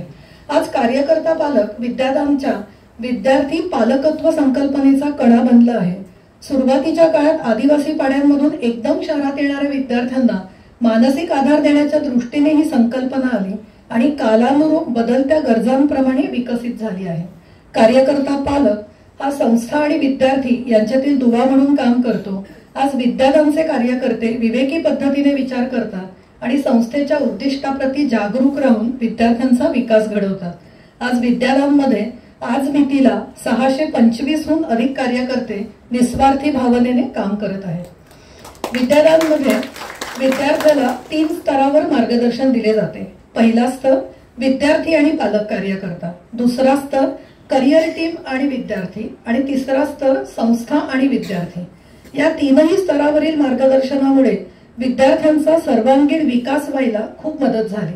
विद्यार्थ्यांना 3 स्तरावरील मेंटॉरिंग याशिवाय ALPS म्हणजेच अकॅडमिक, लर्निंग, पर्सनॅलिटी आणि सोशल गोल हे ध्येय निश्चितीचं प्रारूप, लायब्ररी, विविध गुण प्रदर्शन, सोमनाथ निर्माण, तरुणाई, साने गुरुजी शिबिर, विचारधारा, प्रयास यांसारखी सामाजिक शिबिरे, आरोग्य शिबिरे, sports day, digital empowerment program, spoken English program, study tours, aptitude test, समुपदेशन, सॉफ्ट स्किल ट्रेनिंग, वसतिगृह, बी फ्रँक असे विविध इंटरव्हेन्शन्स असतात. याशिवाय प्रत्येक करिअर टीम आपापल्या विद्याशाखेतील विद्यार्थ्यांसाठी खूप अनोखे आणि करिअरसाठी दिशादर्शक असलेले इव्हेंट्स किंवा कार्यक्रम आखत असतात. उदाहरणच द्यायचं झालं तर इंजिनिअरिंग टीमने म्हणजे आमच्या स्वातीने मागील वर्षी ठाणे आणि पुणे इथे 2 हॅकेथॉन स्पर्धा आयोजित केल्या. व्हिज्युअल आर्ट या टीमने आपल्या आजूबाजूच्या असलेल्या गोष्टीचा आपल्या व्यक्तिमत्वावरती पडलेला परिणाम दर्शवण्यासाठी भवताल शिबिर आयोजित केलं. यावर्षी आपण भवताल 2 पण करतोय. या सगळ्याचा परिपाक म्हणून आजवरच्या माजी विद्यार्थ्यांचा प्लेसमेंट रेशिओ विद्यादानमध्ये 95 ते 97% आहे आणि आपल्यासाठी ही अतिशय अभिमानाची बाब आहे. विद्यादानमधील 50हून अधिक माजी विद्यार्थी आज कार्यकर्ता पालक या भूमिकेत आहेत. अनेक माजी विद्यार्थी करिअर टीमचा भाग आहेत आणि काही माजी विद्यार्थी संस्थेच्या वेगवेगळ्या फंक्शनल टीम्समध्ये सक्रिय सहभागी आहेत. उदाहरणच द्यायचं झालं तर 10 ऑगस्ट 2025 रोजी झालेला विद्यादानचा 17वा वर्धापन दिनाचा कार्यक्रम 100% माजी विद्यार्थ्यांनी यशस्वीरित्या पार पाडला.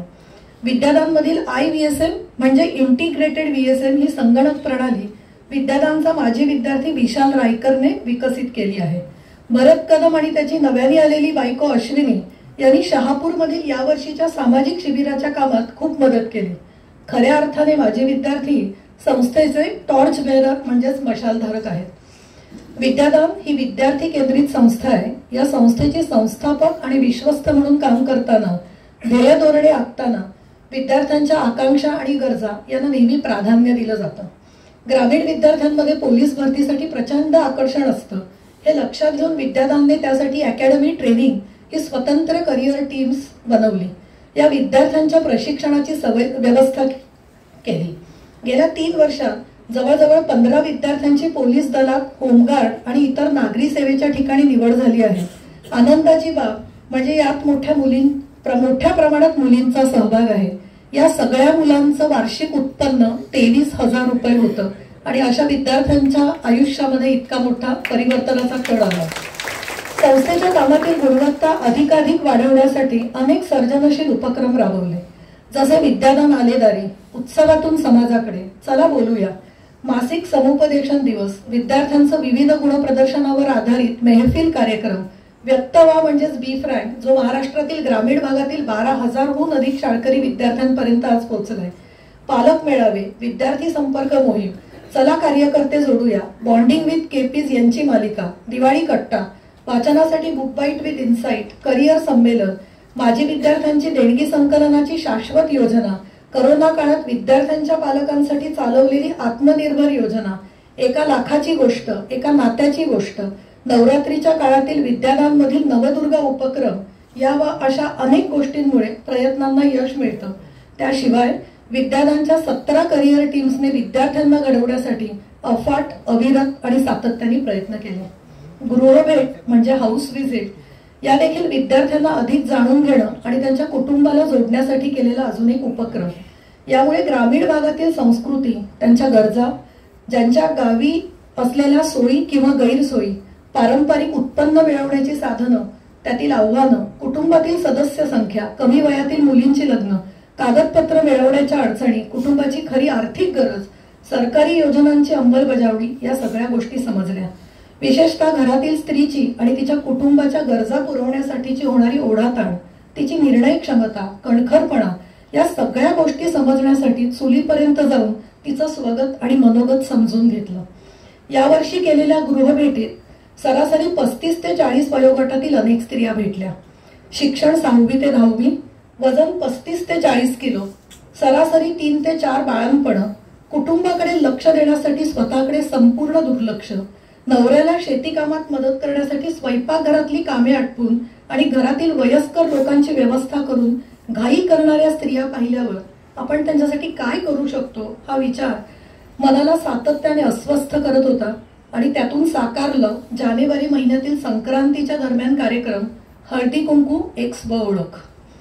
यावर्षी नवीन मुलांच्या मुलाखती घेत असताना अनेक विद्यार्थी भेटले, ज्यांच्या घरी आई किंवा वडिलांची आत्महत्या याच वर्षी झालेली आहे. आर्थिक परिस्थिती अचानक बिघडल्यामुळे आत्महत्या केलेली आई दिसली, अंध पालक दिसले, मानसिक रुग्ण असलेले किंवा व्यसनी असलेले पालक, निसर्ग आणि चक्रीवादळात बोट बुडाल्याने उदरनिर्वाहाची चिंता असलेले अनेक विपरीत प्रसंग आम्ही पाहिले. आता एक TISS मधला विद्यार्थी, मी त्याला मुलाखतीमध्ये विचारलं की आई बाबा काय करतात, तो अजिबात सांगत नव्हता. मी खूप विचारल्यानंतर त्यांनी मला सांगितलं की पंढरपूरच्या मंदिराजवळ वडील भीक मागतात. या परिस्थितीत देखील एका व्हिज्युअली इम्पेर्ड विद्यार्थिनीला मी तिच्या आयुष्याचं ध्येयवाक्य विचारलं. तिने एका क्षणाचाही विलंब न करता तत्परतेने म्हणाली, आजची मेहनत उद्याची ओळख. तुझ्या आयुष्यातील आव्हानात्मक प्रसंग कोणता ग बाळा, मी असं दुसऱ्या विद्यार्थिनीला विचारल्यावर 9वीत माझं ठरलेलं लग्न मी थांबवू शकले असं म्हणणारी आणि सध्या पॉलिटिकल सायन्सची फर्ग्युसनची विद्यार्थी. आई बाबा नसलेल्या एका विद्यार्थ्याला मी त्याची टॅगलाईन विचारली तर त्याने भारत मातेला पालक मानलं आणि तो म्हणाला, विद्यार्थी पडेगा तो भारत बडेगा. मेळघाटातून आश्रमशाळेतून शिक्षण घेऊन मुंबईमध्ये पुढील शिक्षणासाठी आलेल्या विद्यार्थ्याला मी त्याचं ब्रीदवाक्य विचारलं. त्याने मला असं सांगितलं, जब तक मेरे फोटो पे हार नहीं चढेगा तब तक हार नहीं मानूंगा. वन वीक फॉर नेशन या सामाजिक शिबिरात भाग घेतलेला डॉक्टर सौरभ म्हणतो, मावशी मी आता माझे रोजनिशी लिहितो, रोज सकाळी उठून मी वेळेत व्यायाम करतो. वर्षा नावाची विद्यार्थिनी मला म्हणते, मावशी ताटात अन्न घेताना खूप विचारपूर्वक मी क्वांटिटी वाढून घेते. BSc IT चा मयूर तावरे म्हणतो, संध्याकाळी आईचं कुकर लावायचं काम आता मी करायला घेतलंय. आणि किशोर प्रसादने आनंदवन शिबिरानंतर सामाजिक क्षेत्राशी स्वतःला कायमचं जोडलं आणि 100 रुपये सोशल क्लब ही छोटीशी संस्था चालू केली. विद्यादानच्या धोरणात संवेदनशील व जबाबदार नागरिक घडवणं हे ध्येयवाक्य आहे आणि मी पासून आम्ही आणि आम्ही पासून आपण असा प्रवास शिबिर घडवतो. विद्यादानने मला काय दिलं असा आज मी विचार करते तेव्हा मी प्रामाणिकपणाने सांगते, या प्रवासाने आम्हाला पर्पज ऑफ लाईफ दिला. आयुष्यात फोलपणा होता तो जाऊन भरीवपणा खूप आला आहे. विनोबा भावे म्हणत असत, होल पेर पण ओल पेर. या प्रवासात विद्यार्थी हे माझे खरे शिक्षक झाले, ते माझे कार्यकर्ता पालक आहेत. खरं तर त्यांचा संघर्ष, त्यांचा साधेपणा, त्यांचा आत्मविश्वास मला खूप शिकवून गेला. आज मी केवळ एक सामाजिक कार्यकर्ती नाहीये, तर एक जबाबदार नागरिक म्हणून विकसित झाले. ग्रामीण भागातील संस्कृती समजली, ग्रामीण भागातील समस्यांची खरी मुळे समजली, आया बहिणींचे काबाड कष्ट, मुलांना शिकवण्याची तळमळ समजली आणि मी अधिकाधिक नम्र होत गेले. माझ्या आयुष्यातील एक चमत्कार क्षणही मला इथे नमूद करायचा आहे. मागच्या वर्षी मी एव्हरेस्ट बेस कॅम्प ही मोहीम पूर्ण केली. तेथे विद्यादानचा झेंडा फडकवणं हा माझ्यासाठी अतिशय अभिमानाचा क्षण होता. तो झेंडा म्हणजे केवळ माझ्या ट्रेकिंगचा विजय नव्हता, तर तो संपूर्ण विद्यादान कुटुंबाची उंच भरारी होती. भविष्यातलं विद्यादान आम्ही कसं बघतो? भविष्यातील विद्यादानमध्ये आपल्या महाराष्ट्रातील 36 जिल्ह्यांमधील खेड्यातील विद्यार्थी असावेत. महाराष्ट्राची वेस ओलांडून भारतभर आपलं काम पोचावं. एका कार्यकर्ता पालकाकडे एक विद्यार्थी असं प्रमाण असावं, म्हणजे जितके विद्यार्थी तितके कार्यकर्ते पालक असावेत. माझे विद्यार्थी संघ सक्रिय असावं. विद्यादानचं मेंटोरिंग प्रारूप हे अनेक शिक्षण संस्थेत संवर्धनाच्या भूमिकेत वापरलं जावं. कौशल्य विकास आधारित शिक्षणाला अधिक फोकस मिळावा आणि 2047 विकसित भारत या राष्ट्राच्या योजनेत संस्थेचं भरीव योगदान असावं. आजचा हा केशवसृष्टी पुरस्कार म्हणजे सन्मान तर आहेच, पण त्याहून मोठं म्हणजे जबाबदारीचं प्रतीक आहे. प्रत्येक पुरस्कार सांगतो आता अजून काम बाकी आहे, अजून हात पुढे करायचे आणि अजून विद्यार्थ्यांपर्यंत पोहोचायचंय. मी मनपूर्वक आभार मानते केशवसृष्टी परिवाराचे आणि परीक्षक मंडळाचे. त्यांची बारकाईने पाहणी, कसोशीची प्रक्रिया आणि पारदर्शकता पाहून हा पुरस्कार मला खूप मौल्यवान वाटतो. शेवटी येथे उपस्थित प्रत्येकाला एक नम्र विनंती. विद्यादानचं कार्य टिकून आहे ते केवळ तुमच्यासारख्या उदार मनाच्या लोकांच्या पाठिंब्यामुळे. तुमच्या क्षमतेनुसार छोटा का होईना पण हातभार जरूर लावा, कारण एक छोटीशी मदतही एखाद्या विद्यार्थ्याचं भविष्य उजळू शकते. एका लहानशा ज्योतीचा सतत क्षितिजाच्या दिशेने होणारा प्रवास खूप आनंददायी आहे. कालानुरूप नवनवीन आव्हानांना तोंड देताना अनेक मदतीच्या हातांची गरज आहे, म्हणून हे आव्हान. आमच्या क्राऊड फंडिंग योजनेला भरभरून प्रतिसाद द्या. अधिकाधिक नागरिकांनी कार्यकर्ता पालक होण्यासाठी पुढे यावं आणि एका विद्यार्थ्याला घडवण्याची जबाबदारी घ्यावी. राष्ट्र घडेल. आणि CSR फंडिंगसाठी तुमचे काहीही कॉन्टॅक्ट असतील तर जरूर शेअर करा, त्याची निकड आहे. चला तर मग आपण सारे मिळून उत्तम समाज घडवण्याच्या ध्येयात आपला वाटा उचलूया. 2047 मधील विकसित भारत घडवण्यासाठी सहकार्याची नवीन मुहूर्तमेढ रोवूया. इथे मला आमचा माजी विद्यार्थी आनंद सपाटे त्यांनी लिहिलेल्या विद्यादानच्या गीताच्या 2 ओळी आठवतात. या चला हो सारे स्वप्न असे पाहूया, माणुसकीच्या दारी रोप नवे लावूया, शिक्षणाच्या यज्ञात येऊ नवे योगदान, स्वप्न आमुचे कार्य आमुचे विद्यादान. मनपूर्वक धन्यवाद. भारत माता की जय.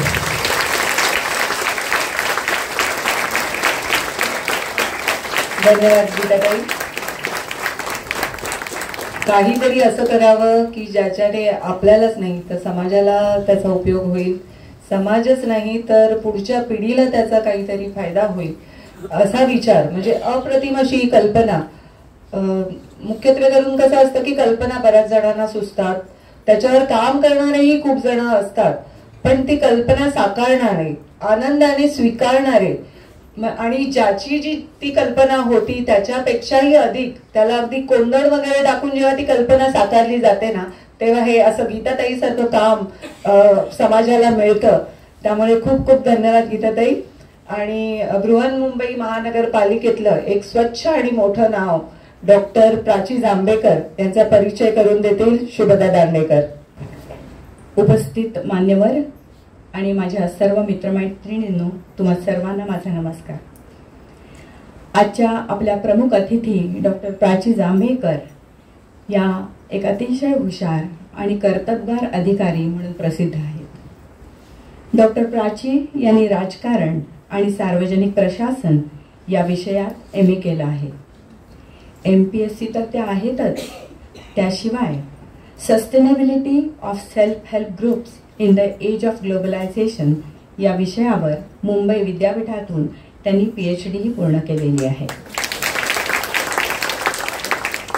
गरिबी निर्मूलन, कौशल्य विकास, महिला सक्षमीकरण अशा विविध योजनांची निर्मिती व नियोजन करून त्याची प्रत्यक्षात अंमलबजावणी करण्याचा गेल्या 22 वर्षांचा प्रदीर्घ अनुभव डॉक्टर प्राची यांना आहे. 2019 ते 23 या काळात त्यांनी माननीय राज्यपाल महाराष्ट्र यांच्या उपसचिव म्हणून काम बघितलं आहे. 2023-24 मुंबई महानगरपालिकेत संचालक नियोजन म्हणून त्या कार्यरत होत्या आणि सध्या त्या उप आयुक्त शिक्षण विभाग बृहन्मुंबई या पदावर कार्य करीत आहेत. याशिवाय व्हायटल व्हॉइसेस या संयुक्त राष्ट्र आधारित महिला सक्षमीकरण संस्थेच्या त्या मेंटॉर म्हणजेच मार्गदर्शकही आहेत.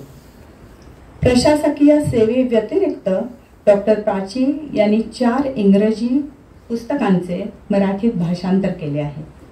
विक्रम संपत यांचे वेटिंग फॉर शिवा याचे प्रतीक्षा शिवाजी व हिंदू राष्ट्रातील हिंदू ही त्यातील 2 पुस्तके. असे बहुआयामी व्यक्तिमत्व असलेल्या डॉक्टर प्राची यांची ओळख करून देण्याचं अत्यंत आनंदाचं काम माझ्याकडे आलं. ते आनंदाचं कारण फार महत्वाचं आहे. ते कारण असं आहे की प्राची माझ्या गावाकडची आहे. गावाकडची आहेच, शिवाय ती माझ्या माहेरची नातेवाईक आहे. त्यामुळे या माहेरच्या मुलीचं कौतुक व तिच्याबद्दलचा अभिमान व्यक्त करण्याची संधी मला मिळाली. त्यामुळे आज माझी स्कॉलर ताट झालेली आहे. आणि शिवाय उद्या फॅमिली ग्रुपवर आमचे फोटो व्हायरल होतील ते वेगळेच. आपण सर्वजण हक्काने आपली सुयोग्य कामे घेऊन तिच्याकडे जा. मला खात्री आहे त्या तुम्हाला नक्कीच मदत करतील. आणि आता मी डॉक्टर प्राची यांना आपल्या सगळ्यांशी संवाद साधून मार्गदर्शन करण्याची विनंती करते. डॉक्टर प्राची जांभेकर.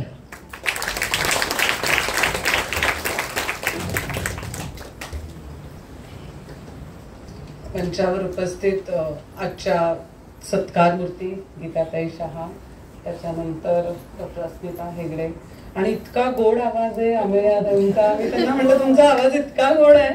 आणि अर्थातच रश्मीताईंनी ज्या सर्वांची ओळख करून दिली आणि ही निवड समिती तर आणि आपण सर्व उपस्थित बंधू भगिनींनो, एवढे सगळे लोक समोर बसलेत ना तर आज म्हणजे परीक्षाच माझी असं झालंय मला. कारण ज्यांचे बौद्धिक वर्ग ऐकतो आपण किंवा जे स्वतः बौद्धिक वर्ग घेतात, अभ्यास वर्ग घेतात, त्यांच्या पुढे आज बोलायचं म्हणजे कठीणच काम आहे. आणि आपण असं नेहमी ऐकत आलोय लहानपणापासून ना की बोलावं कमी काम जास्त करून त्याच्यातनच दिसतं. तर आता मला कळत नाहीये की मी नुसतं बोलू की कसं बोलू, असं थोडंसं झालंय. पण थोडे काही मला गोष्टी सांगायच्या आहेत. मला वाटतं की गीता त्यांनी इतकं नीट लिहून आणून छान व्यवस्थित सगळे विचार अगदी सुसूत्रपणे सांगितले. माझं तर बोलणं होतं थोडं अस्ताव्यस्त टाईपचं असेल, पण मला वाटतं की आता शुभाताईंनी सांगितलंय की हे आमच्या घरातलाच कार्यक्रम चाललाय, तर त्यामुळे आपण घरात कसं हक्कानी काकू मावशी सगळ्यांशी असंच बोलतो ना, म्हणजे भावंड, तसंच असं समजून घ्याल तुम्ही अशी मी लिबर्टी घेते आज यासाठी. गीताताईंचं काम बघितलं की असं वाटलं मला, म्हणजे मी जेव्हा थोडं आधी वाचलं तेव्हा मला शुभाताईंनी काही पाठवलं होती माहिती आणि अर्थातच ही फिल्म बघून की कुठलाही गाजावाजा न करता, कुठलाही अभिनिवेश न बाळगता सलगपणे चिकाटीने असं किती आपण जमिनीत गाडून घेऊन काम केलं आहे त्यांनी. आणि आज 1100 मुलं ऑलरेडी पास स्टुडंट, 800 शिकतायत, त्यातलीच 605 स्टुडंट मधली आज तुमचा भार हलका करायला आली आहे. त्याच्या इतकं समाधान खरंच नाही. आणि तुम्ही मुळासारखं गाडून जमिनीत घेतलंय म्हणून त्या मुलांच्या सगळ्यांची यांची आयुष्य छान फुलली आहेत, बहरली आहेत असं मला वाटतं. तर त्यामुळे मला फार फार बरं वाटतंय की मला आज या कार्यक्रमाला यायला मिळालं. ऍक्च्युली मला असं वाटतं की आपल्याला आपल्या पालकांकडून, अर्थात तुमच्या आईचा उल्लेख राहिला की ज्या तुमच्या आई आल्या आहेत आज विशेष, तर त्यांनाही माझा नमस्कार. आपल्याला आपल्या पालकांकडून रंग, रूप, लकबी असं बरंच काही मिळतं. तर मला वाटतं आपल्याला विचार सुद्धा जेनेटिकलीच मिळतात असं मला, माझ्या बाबतीत तरी असं वाटतं मला. कारण आपण श्वास घेतो म्हणजे समाजाचं काही देणं लागतो असा विचारासकट ज्या घरात जन्म होतो अशा संघाच्या घरात माझा जन्म झाला. आणि म्हणूनच मी नेहमी अशा सगळ्या चांगल्या लोकांचा मला सहवास मिळतो, त्यांच्याबरोबर मला राहायला मिळतं असं मला वाटतं. मी संघाच्या म्हणजे आमच्या घरातली चौथी पिढी आहे आणि म्हणजे मला जेव्हापासून आठवतंय ना, आमचं एकत्र कुटुंब होतं, तर जेव्हापासून मला आठवतं तेव्हा माझे भाऊ संध्याकाळी शाखेत जायचे आणि आम्ही समितीत जायचो संध्याकाळी. म्हणजे असं काही नव्याने करायला लागलं किंवा काही असं काही नाहीच आहे त्याच्यामध्ये. म्हणजे एक संघाचं असं घर आहे आणि मग आपल्या अवतीभोवती आपण इतकी कर्तृत्ववान माणसं बघतो ना आपोआपच काम करताना, की आपल्याला वाटतं की आपणही असंच व्हायला पाहिजे, झोकून देऊन काम करायला पाहिजे. व्यक्तिमत्व विकास, नेतृत्व गुण हे सगळं शाखेत गेलं की आपोआपच येतं असं मला हल्ली आता वाटायला लागलं, की त्यासाठी नवीन काही क्लास किंवा असं काही करण्याची गरजच नाहीये, अगदी सहजच हे होतं. मी मुद्दामून असं सांगेन की आता विजयादशमी रोजी राष्ट्रीय स्वयंसेवक संघाचं 100वा आपण सगळ्यांनी खूप बघितले, संचलन बघितले, वेगवेगळे कार्यक्रम त्यानिमित्ताने बघितले, खूप मुलाखती अनेक युट्यूबवरती आपण बघितल्या. त्याच्यात बऱ्याच वेळा बऱ्याच लोकांनी असा सूर लावलेला मला थोडासा दिसला की संघ परिवारात महिलांना निर्णय प्रक्रियेत स्थान नाही. तुम्हाला आजच कळेल की हे किती चुकीचं आहे. म्हणजे हा उगाचच एक समज लोकांना वाटतो, असं काही नाहीये. मला काय वाटतं माहितीये ना, की आई असते ना तिला कोणाच्या सर्टिफिकेटची गरज नसते. त्या आईशिवाय त्या घराला घर पण नसतं. तर संघ हा परिवार आहे, तर कुटुंब आहे. मग आईशिवाय या कुटुंबाचं पान हलेल का? आणि त्यामुळे या सगळ्या गोष्टी काही आता कोणी म्हणलं की काही आम्ही उघड बोलणार नाही, त्या सगळ्या गोष्टी काही उघड लिखित स्वरूपात कागदावर असल्या तरच अस्तित्वात असतात असं काही नसतं. आणि त्यामुळंच मला हे सगळं फालतूची चर्चा वाटते की संघात महिलांना निर्णय प्रक्रियेत स्थान आहे का नाही. बरोबर ज्याचं जिथे आवश्यक आहे तिथे सर्व ठिकाणी स्थान बरोबर आहे जिथे, असं मला अगदी नेहमीच वाटतं. मी माझ्याच घरातलं तुम्हाला उदाहरण सांगेन की माझे वडील प्रचारक होते त्यांच्या लग्नापूर्वी. माझ्या वडिलांचे 3 काका प्रचारक होते. आज माझा अजून एक काका आवर्जून इथे उपस्थित आहे, अनिल कोलटकर. काकू पण आली होती, पण तिच्यावरती जबाबदारी असल्यामुळे वनवासी कल्याणची ती गेलेली आहे पुढच्या बैठकीसाठी. तर माझ्या आईचं जेव्हा माझ्या वडिलांशी लग्न झालं तर तेव्हा काही तिचा अजिबात संघाशी किंवा कशाही अजिबात संपर्क नव्हता, काही नव्हतं. म्हणजे अगदी सामान्य गृहिणी म्हणून ती त्या घरात आली होती. आणि आज प्रचारक जेवायला येणार आहेत, साताऱ्याची आहे मी, तर त्यामुळे तिथे तेव्हा काही संघाचं कार्यालय वगैरे असं काही नव्हतं. तर आपल्याकडे बैठक आहे, 15 कप चहा करा, आज आपल्याकडे 2 प्रचारक जेवायला येणार आहेत, इतपतच तिचा पहिल्यांदा इनिशियली संपर्क होता. पण हळूहळू काय झालं ना, अनेक मोठे लोक कायमच, माझे वडील शहर कार्य वगैरे होते, तर त्यामुळे कायम खूप मोठे मोठे लोक आमच्या घरी कायमच आले. प्रल्हादजी अभ्यंकर असतील, सुहास काका, सुहासराव हिरेमठ तर म्हणजे शब्दशः मला जन्मापासून ओळखतात असं आहे, कारण तेव्हा ते सातारला प्रचारक होते माझा जन्म झाला तेव्हा. मुकुंदराव बनशेकर असतील, डॉक्टर श्रीहरी देशपांडे असतील पाचगणीचे, आबा कुलकर्णी, असे इतके जण आमच्याकडे यायचे. आणि ही इतकी उत्तुंग कार्य करणारी आणि अबोलपणे उगाच त्याचा गाजावाजानी अशी लोक होती. आणि त्यांनी आईला हळूहळू सांगितलं की बहिणी तुम्ही एवढ्या MA झाल्यात, BEd झाल्यात, PhD करा. मग आईने PhD केलं. आई काही गृहिणीच होती, म्हणजे असं काही प्रोफेसर वगैरे नव्हती, पण तिने मी 12वीत असताना PhD केली. आणि त्याच्यानंतर एकदा आपण संघाच्या वर्तुळात गेलो की असं असतं की बरोबर आपल्याला ते कामात ओढूनच घेतलं जातं असं आहे. तर त्याप्रमाणे मग आईला हळूहळू तिथल्या राष्ट्रसेविका समिती, वनवासी कल्याण आश्रम, सातारा नगर वाचनालय, समर्थ संस्थान, सज्जनगड, असा अनेक जबाबदाऱ्या तिने पार पडायला सुरुवात केली. आणि एकदा तर म्हणजे थोड्या दिवसांनी अशी परिस्थिती आली होती की जेव्हा माझे आजोबा खूप आजारी होते, तर आईला इतक्या रोज बैठकाने असायचं की वडिलांनी म्हटलं मी थांबतो घरात, तुझं चालू दे. तर अशा एका कुटुंबातून मी आले. आणि मला आईचं एक वाक्य नेहमी आठवतं की आम्ही जेव्हा पहिलं पुस्तक आपले माननीय गृहमंत्री अमित शहाजी यांची जी बायोग्राफी आहे त्याचं आम्ही मराठीमध्ये भाषांतर केलं. आणि ते आपले आत्ताचे माननीय मुख्यमंत्री आणि तत्कालीन विरोधी पक्षनेता देवेंद्रजींच्या हस्ते झालं होतं रवींद्र नाट्य मंदिरला. आणि आईने त्यांना भाषणात असंच सांगितलं की मी तर अगदी साधी गृहिणी होते आणि एक एक जबाबदारी करत करत करत आज तुमच्याबरोबर प्रत्यक्ष मी स्टेजवरती बसलीये, हे फक्त संघात आणि संघामुळेच स्वतः याची मला पूर्ण जाणीव आहे. तर मला वाटतं की हे असे अनेक म्हणजे अशा अनेक विचार घेऊन मी आज इथे आले होते की आपण असं काही काही बोलूया का.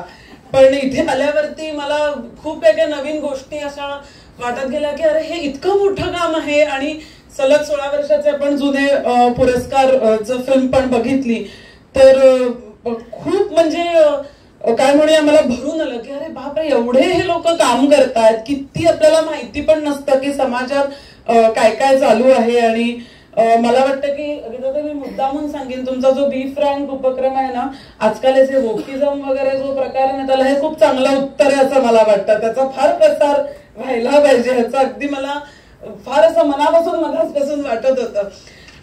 हा सगळा विचार करताना जेव्हा माझ्या एक गोष्ट अशी लक्षात आली, आता मी बोलत होते सगळी फिल्म बघत होते तेव्हा, जेव्हा 22 जानेवारी 2024ला राम मंदिराचं उद्घाटन झालं तर त्या दिवशी मला खूप भरून आलं होतं. कारण माझे वडील कारसेवेला गेले होते 6 डिसेंबरला वगैरे. आणि जेव्हा प्रत्यक्ष राम मंदिराचं उद्घाटन व्हायची वेळ आली तेव्हा मात्र ते जगात नव्हते. तर मला सुचेना की ज्यांनी म्हणजे माझे वडील हे प्रातिनिधिक पण अशा अनेक पिढ्या आहेत की ज्यांनी अक्षरशः हळद झिजवली आपली आणि कुठे गाडून घेऊन काम केलं. आणि ते नाही येत आज हे एवढा मोठा आनंद सोहळा बघायला. आणि त्याच्यापेक्षाही मला जास्त पिंच असं होत होतं की मग मी असं काय केलंय की मला हे बघण्याचं भाग्य मिळालंय. या विचाराने मला फार अस्वस्थ व्हायला झालं होतं. आणि मग मी जसं म्हटलं की सुहास काकांना, मी सुहासराव हिरेमठ जे आहेत तर ते म्हणजे आमचे लहानपणापासूनचे मित्रच आहेत. कारण ते प्रचारकच होते तिथे आणि आम्ही अगदी त्यांना खूप म्हणजे त्रासच दिला. जे लोक प्रचारक म्हणून काम केले त्यांना माहितीये घरातली मुलं त्यांना काय काय करायला लावतात, काय काय त्रास देतात. तर त्यांना मी असं हे लिहिलं की सुहास काका मला खरंच समजत नाही की का होतंय असं, म्हणजे की आपण काय केलंय म्हणून आपल्याला एवढं छान बघायला मिळालं. 370 असेल, राम मंदिर असेल. त्यांचं मला इतकं सुंदर उत्तर आलं होतं की ते म्हणाले की असं आहे ना की आपण एक तर तुझ्या आई वडिलांची पुण्याई आहे असं त्यांनी मला लिहिलं, पण त्याच्याही पेक्षा कदाचित परमेश्वराला तुझ्या हातून पण काही मोठं काम करून घ्यायचंय आणि म्हणून तुला हे आधीच सोहळा दाखवलाय. तर मला वाटतं आपण इथे सगळ्यांनी तो सोहळा बघितलाय. सो आपल्या सगळ्यांना असं काही आपल्या हातून काम होणार आहे. आणि गीताताईंसारख्या लोकांनी आपल्याला आदर्श दाखवलाय की हे काम करतात. इथे आपल्यापैकी बऱ्याच जणांनी ऑलरेडी खूप काही अचीव्ह केलंय. मागे जी तरुण मंडळी उभी आहेत त्यांना खूप काही करायचं आहे. तर त्यामुळे मला वाटतं की म्हणून हे अशा प्रकारचा सोहळा झाला, त्याचा आपल्याला बघता आला, असा मी त्याचा एक अर्थ काढला आहे. एक सुभाषित आहे की अमंत्र अक्षरम नास्ती मूलम औषधीम आणि अयोग्य पुरुषा नास्ती योजकस्तत्र दुर्लभा. तर मला वाटतं की आजची ही जी केशव सृष्टीची जी निवड समिती आहे आणि एकूणच आपला हा जो परिवार आहे त्याच्यामध्ये खूप योजक आहेत. त्यामुळे ज्यांनाही काही काम करायचं आहे त्यांना सगळ्यांना आपल्या आवडीप्रमाणे, कुवतीप्रमाणे काम करण्याची संधी नक्कीच आहे असं मला वाटतं. याच्यानंतर मला वाटतं की 2047चा विकसित भारत करण्यासाठी आपण प्रयत्नशील राहू. आणि VSMनी आपल्याला सांगितलं की हा आपलं ध्येय आहे. तर हो, VSM सारख्या इतक्या अनंत संस्था काम करतात तर तो काही आता मला फार अवघड वाटत नाहीये किंवा अशक्यप्राय वाटत नाहीये 2047चा विकसित भारत हे अचीव्ह करणं. मला आता शेवट करताना मी असं म्हणेन की अनेक उपक्रम असे आहेत किंवा असू शकतात अजून की ज्याच्यामध्ये आपण खूप स्वयंसेवक किंवा व्हॉलेंटियर म्हणून काम करू शकतो. इथे मी 2-3 मुद्दामून उदाहरणं देईन की मोघे साहेब आहेत तिथे, आम्ही अभ्यासिका चालवतो सेवा सहयोगची आणि पहिलीच मुंबईतली अशी अभ्यासिका आम्ही सुरू केली गिरगाव मध्ये. आणि जी सकाळी 10 ते संध्याकाळी 6 चालवायची ती आता मुलांच्या ओढ्यामुळे सकाळी 6 ते रात्री 10 चालवतो. त्याच्यानंतर तिथे वेटिंग लिस्ट यायला लागली. दुसऱ्या वर्षातही परचुरे आपल्या गोरेगावला मुंबईतलं पहिलं वर्किंग वुमेन हॉस्टेल चालवतात. आणि त्याच्यामध्ये पण असं 175 क्षमतेचं ते वर्किंग वुमन हॉस्टेल आहे आणि जवळजवळ 400ची वेटिंग लिस्ट आहे. कारण इतक्या उत्तमपणे जे आपण हातात घेतलंय ते उत्तमपणे करण्याचं जे आपल्याला मिळतं बाळकडू किंवा जे आपल्यावर संस्कार आहेत त्यामुळे तिथे इतके हे जे एकदा उपक्रम आपण सुरू केले तर 100% चालू शकतात. मी आता मुंबई महापालिकेमध्ये म्हणून जे सांगू शकते की आपण एक सुट्टीतलं वाचनालय म्हणून मी सुरू केलं होतं की मुलं हल्ली वाचत नाहीत तर त्यांना वाचण्यासाठी, त्यांना गोडी लावण्यासाठी सुट्टीमध्ये आम्ही 24-25 शाळा आयडेंटिफाय केल्या आणि ज्याच्यामधल्या लायब्ररीज ओपन ठेवल्या होत्या की कुठलंही मूल बीएमसीतलंच पाहिजे असं काही नाही, कुठल्याही शाळेचं मूल तिथे यावं आणि वाचावं 1 तास 2 तास. आता हे छोटंसं काम आहे, तिथे आम्हाला फक्त 3 तासांसाठी कोणीतरी व्हॉलंटिअर पाहिजे आणि हे सहज शक्य आहे. म्हणजे याला खूप काही लागतं असं नाही, पण ह्यानी एक मोठं आणि हळूहळू होणारी ही प्रोसेस आहे. आज झालं केलं उद्या झालं असं होत नाही. सो हे सलग आपण एक 10 वर्ष हा उपक्रम चालवला तर त्याच्यातनं खूप चांगली रिझल्ट आपल्याला दिसतील असं मला वाटतं. दुसरं एक पूर्वी मी शाळेत असताना आमच्याकडे एक साने गुरुजी कथा मला म्हणून असायचं की कोणीतरी दर आठवड्याला एक येऊन मुलांना गोष्टी सांगायचा.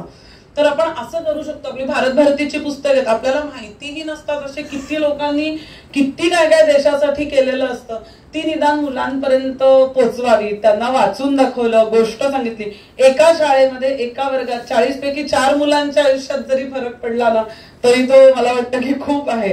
मी इथे विशेषतः पुन्हा एकदा उल्लेख करेन की तुमचे जे अनेक उपक्रम आहेत की ज्याच्यामध्ये नुसतं मुलांचं पालकत्व घेतलं आणि म्हणजे आर्थिक असं नाहीये, तर ह्यांनी शिक्षकांबरोबर मुलांचं पालकत्व पण घेतलंय. म्हणजे त्यांचं करिअर काउन्सिलिंग आहे, त्यांना त्यांच्या प्लेसमेंटसाठी जी लागणारी तयारी आहे, अशा अनेक गोष्टी ज्या केल्या. आणि तुमची जी 4 मुलं इतक्या कॉन्फिडेंटली छान बोलली, करण, सृष्टी, तेजल आणि क्षितिज, तर ते चौघांनी खूप छान बोलले. तर त्यांचं पण खूप अभिनंदन की एक त्यांनी क्षितिजनी सांगितलं की मी कसला स्टेजवरती बोलतोय.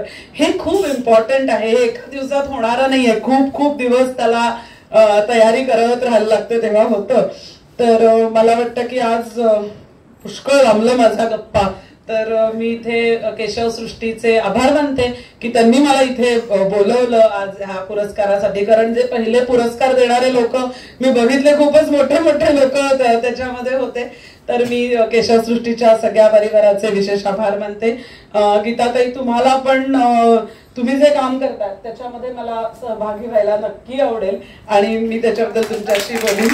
आणि तुम्ही जे म्हणाला की आता अनेक लोकांनी जोडून घेणं अगदी गरजेचं आहे, तर मी तुम्हाला अगदी खात्रीपूर्वक सांगते की कामाच्या निमित्ताने माझा खूप सच्ची लोकांशी असा संबंध येतो ज्यांना खरंच काही करायचं असतं पण त्यांना माहिती नसतं, वेळ नाहीये, कुठे जाऊन शोधू.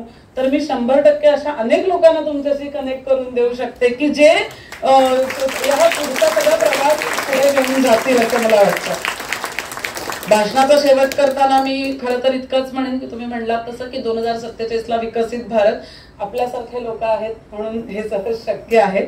आणि ही सगळी जी मंडळी उभी आहेत मागची, विद्यार्थ्यांची मुलं आहेत, तर त्यांना मी सांगेन की मी काय बोलले ना ते सगळं विसरा, पण आपल्या आई वडिलांना आणि गीता मावशीला अभिमान वाटेल असं आयुष्यात बनायचं, एवढं एक ध्येय ठेवलं ना तरी खूप पुरेसं आहे.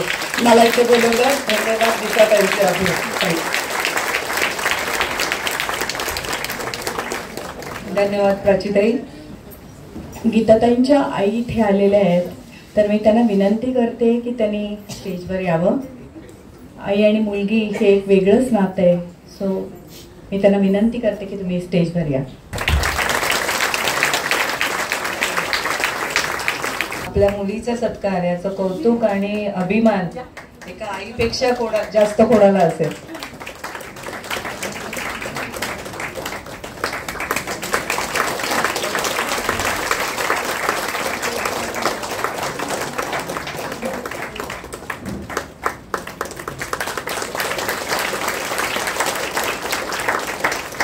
आपण जेव्हा अशा कार्यक्रमाला जातो तेव्हा आपल्या मनात कुतूहल असतं की नक्की काय असणार आहे, कार्यक्रमाचं स्वरूप काय असेल. पण एक संवेदनशील नक्कीच विचार करतो की हा कार्यक्रम बघितल्यानंतर मी असं काहीतरी करू शकतो का, किंवा मी अशा कुठल्या तरी संस्थेला जोडू शकतो का. अगदीच काही नाही तर आपण घरी जाऊन या कार्यक्रमाबद्दल, अशा संस्थेबद्दल 4 लोकांना ही माहिती देऊ शकतो. तर हेच तर या कार्यक्रमाचं प्रयोजन आहे. आता आपण समारोपाकडे वळूया. तेव्हा केशवसृष्टीच्या उपाध्यक्षा डॉक्टर अस्मिता हेगडे यांचा थोडक्यात मी परिचय करून देते.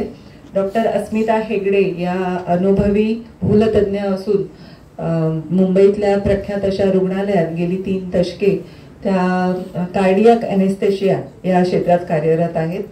त्या रिवायवल कन्सल्टंट या संस्थेच्या संस्थापक आणि सक्रिय सदस्य असून CPR आणि इमर्जन्सी मेडिसिन या प्रशिक्षण क्षेत्रात कार्यरत आहे. मागील 2 वर्ष त्या ॲक्टा या मुंबईतील संस्थेच्या अध्यक्षा होत्या. केशवसृष्टीमध्ये त्यांची विशेष अभिरुची ही सस्टेनेबिलिटी या विषयात असून सोलार कुकिंग जो प्रोजेक्ट होता ज्याच्यामुळे केशवसृष्टीचं नाव गिनीस बुक ऑफ वर्ल्ड रेकॉर्डमध्ये नोंदवलं गेलं होतं. कंपोजिट म्हणजे निर्माल्याचं कंपोस्टिंग आणि प्लास्टिक रिसायकलिंग यासारख्या प्रकल्पात त्यांनी सक्रिय भूमिका निभावली आहे. सेवा सहयोग फाउंडेशनच्या त्या कार्यकारी समिती सदस्य असून सध्या 3 महत्वाचे प्रोजेक्ट्स त्या पाहत आहेत. एक किशोरी विकास प्रकल्प, आरोग्य जागरूकता कार्यक्रम आणि ग्रामीण क्रीडा विद्यार्थ्यांसाठी क्रीडा अकॅडमी, तसेच SNTT विद्यालयाच्या सनेट सदस्या म्हणून त्यांनी 2019 ते 2022 पर्यंत त्यांनी त्या कार्यरत होत्या. अशा आमच्या केशवसृष्टीच्या उपाध्यक्षा डॉक्टर अस्मिता हेगडे यांना मी विनंती करेन की त्यांनी आभार प्रदर्शन व्यक्त करावे. धन्यवाद अर्चनाताई. आजच्या प्रमुख अतिथी डॉक्टर प्राची जांभेकर, आजच्या सत्कार मूर्ती गीताताई, अमेया आणि केशवसृष्टी पुरस्काराची सगळ्या समिती मेंबर्स आणि खाली बसलेल्या सगळे मान्यवर आणि केशवसृष्टीच्या प्रेमामुळे इथे जमलेले सगळे बांधव आणि VSMच्या अर्थात आलेले स्टुडंट्स. आज आपण केशवसृष्टी पुरस्काराच्या 16व्या पुरस्कारानिमित्त इथे जमलेलो आहोत. तेव्हा गीताताईंचं मी हा पुरस्कार मिळाल्याबद्दल अगदी मनापासून हार्दिक अभिनंदन करते. हा 16 वर्षांपूर्वी जेव्हा पुरस्कार आम्ही चालू केला आणि तेव्हा त्याच्या त्या अटी घातल्या, मगाशी आम्ही सांगितल्या त्या अटी तुम्हाला थोडक्यात. ती खास करून जेव्हा वयाची अट बघितली तेव्हा मला असं वाटलं की ह्या समितीला 2-3 वर्ष सापडतील. कोणतरी 40 वर्षाच्या आतले लोक सापडायचं म्हणजे जरा कठीण असतं, कारण साधारणपणे मनुष्य स्थिरस्थावर झाल्यावरती समाजसेवा वगैरे ह्याचा विचार करतो. पण आश्चर्य म्हणजे गेली 16 वर्ष ही समिती समाजातले हिरे हुडकून काढतच आहे. आणि एवढंच नाही तर त्यांची फायनल लिस्ट म्हणजे शॉर्ट लिस्ट जेव्हा होते त्याच्यात सुद्धा 2-3 नावं असतात आणि मग त्याच्यातली ती बसून ह्याला देऊ का त्याला देऊ असं होतं. आणि मग शेवटी एकालाच द्यायचं म्हणून मग एकाचं नाव पुढे येतं आणि इतर 2-3 जी नावं असतात त्यांचं नाव मग आम्ही त्यांचं नाव, संस्थेचं काम, ह्याच्या केशवसृष्टी समाचार ह्या आमच्या वृत्तपत्रामध्ये त्यांची माहिती देतो. तर हे इतकं समाधानकारक आहे की समाजामध्ये आजूबाजूला खूप काही चांगली कामं करणारी लोक आहेत आणि त्यांचं काम अगदी जोरात चालू आहे. मला वाटतं आपल्या भारतीय संस्कृतीमध्येच ना हे दानाचं महत्व किंवा कुणासाठी तरी आपण काहीतरी करावं ही वृत्ती आपल्याला लहानपणापासून आपल्यावरती संस्कार करत असते. आणि त्याच्यामुळे हे असे गीताताईंसारखे किंवा इथे खाली आपले आधीचे विजेते बसलेले आहेत, सगळ्यांची नावं मी घेत नाही, पण त्यांच्यासारखे लोक इथे तयार होतात. आणि तुम्ही बघितलं असेल आधीच्या फिल्ममध्ये तर वेगवेगळ्या क्षेत्रातल्या व्यक्ती निवडून आलेल्या आहेत, त्या पुरस्कार समितीने काढलेल्या आहेत. त्याच्यामुळे कितीतरी क्षेत्रात चांगलं काम चालू आहे. आणि समाजसेवेची वृत्ती ही तुमची आर्थिक परिस्थिती कशी आहे किंवा तुमच्याकडे घरी किती सपोर्ट आहे ह्या सगळ्यावरती अवलंबून असतं. तर ती तुमच्या रक्तात असावी लागते. जसं प्राचीताईंनी सांगितलं की तुमच्यावरती जसे जेनेटिक संस्कार होतात तसे ते संस्कार पण जेनेटिकच येतात. आणि अगदी 8x10 खोलीमध्ये राहणाऱ्यांनी सुद्धा समाजसेवे संस्था चालू केलेली आहे आणि ती मोठी केलेली आहे. तर ह्याचं श्रेय हे त्याच्या वृत्तीला जातं. आता आपण गीताताईंचंच बघितलं तर MBA झालेल्या, चांगली नोकरी होती, ते सगळं सोडून त्यांनी विद्यार्थ्यांच्या शिक्षणासाठी धडपड चालू केली. तुम्हाला सगळ्यांना तो श्लोक माहिती असेल, अन्नदानम परमदानम विद्यादानम अतःपरम अन्नेन क्षणिका तृप्ती यावत जीवमच्या विद्यया. म्हणजे अन्नदान आणि विद्यादान दोन्हीही श्रेष्ठ दान आहेत. पण अन्नदान केल्यामुळे आपण ज्याला दान देतो त्याची तेवढ्यापुरतीच तृप्ती होते. पण विद्यादानाने तुम्ही त्या व्यक्तीला सक्षम बनवता, त्याच्या स्वतःच्या पायावरती उभं करता, त्याला आयुष्यभर पुन्हा याचक राहू देत नाही. हे असल्यामुळे विद्यादान हे महत्वाचं आहे आणि ते गीताताई तुम्ही करताय. आणि त्याच्यामुळे तुम्हाला खरंच मनापासून तुमचे धन्यवाद. आणि ही मुलं जेव्हा मोठी होतात तेव्हा ती बहुतेक आपलं भूतकाळ विसरत नाहीत, कारण त्यांना त्या कठीण परिस्थितीत सुद्धा गेलेले असतात आणि त्याच्यामुळे ती जेव्हा सक्षम होतात तेव्हा ती लगेच पुढच्या आपल्या मागून अशीच काही मुलं आहेत त्यांच्यासाठी ती दान द्यायला मोकळी तयार असतात लगेच.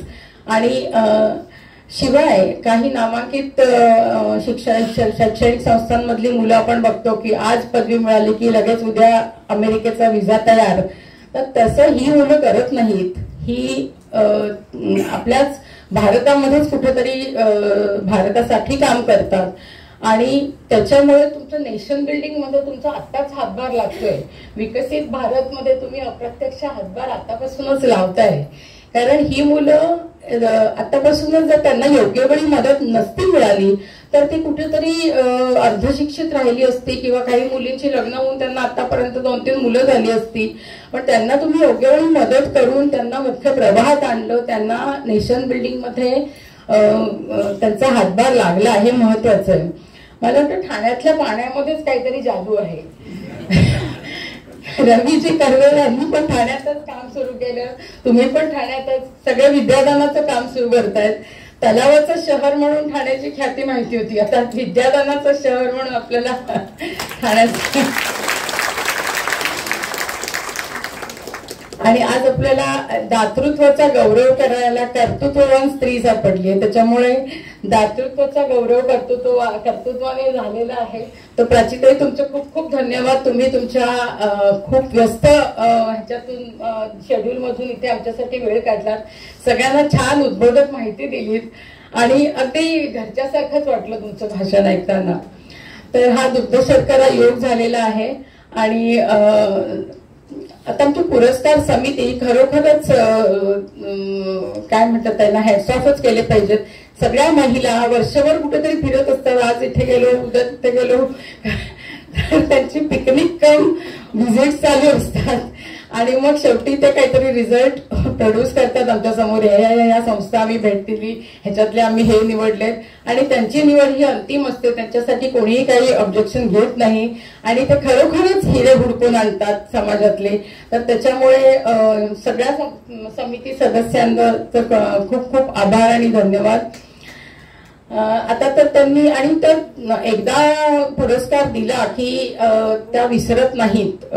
त्या पुरस्कार विजेत्याला आणि त्याच्या संस्थेला ह्या आपलंसं करून त्याच्या स्वतःच्या परीने काहीतरी मदत चालूच असते. त्यांना पुढे कसं आणायचं, त्यांच्या संस्थेचं काम थांबता कामा नये ह्याच्यासाठी त्यांचं काहीतरी धडपड इतकी वर्ष त्या स्वतःच्या लेवलवरती करत होता.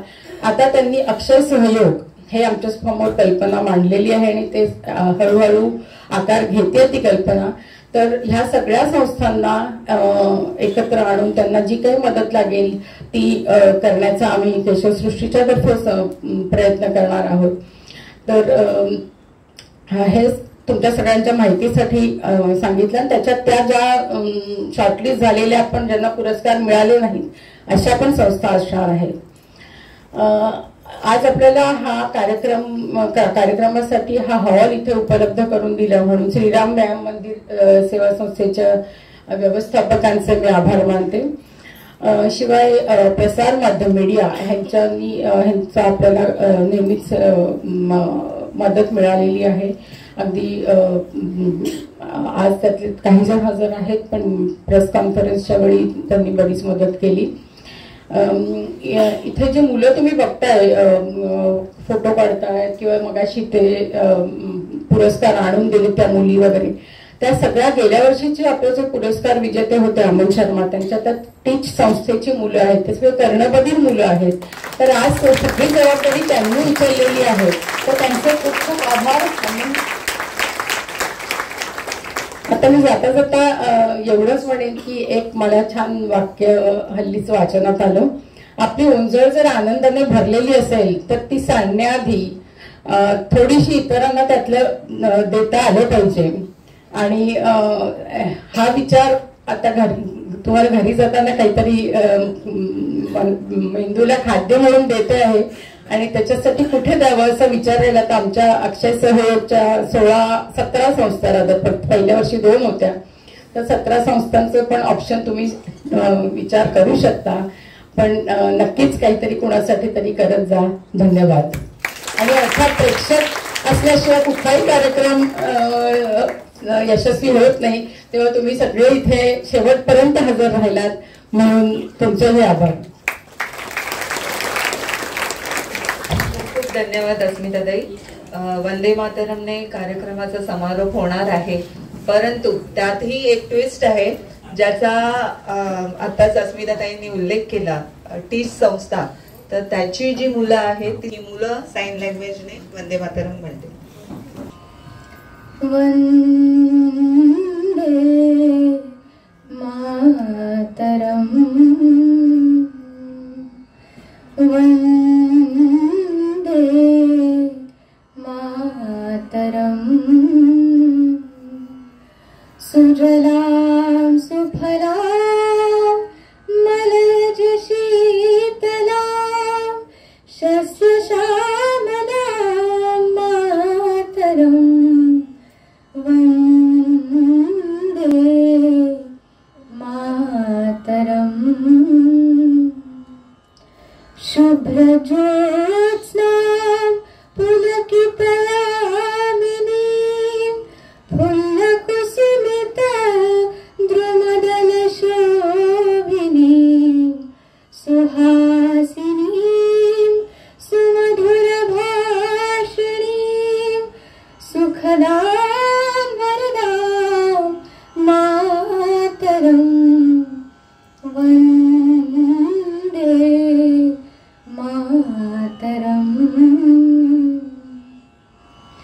कोटि कोटि कंठ कलकल निनाद कराले कोटि कोटि भुजे द्रुत खर करवाले अबला की नो माय तो बोले बहुबल धारिणी नमामि तारिणी रिपुदलवारिणी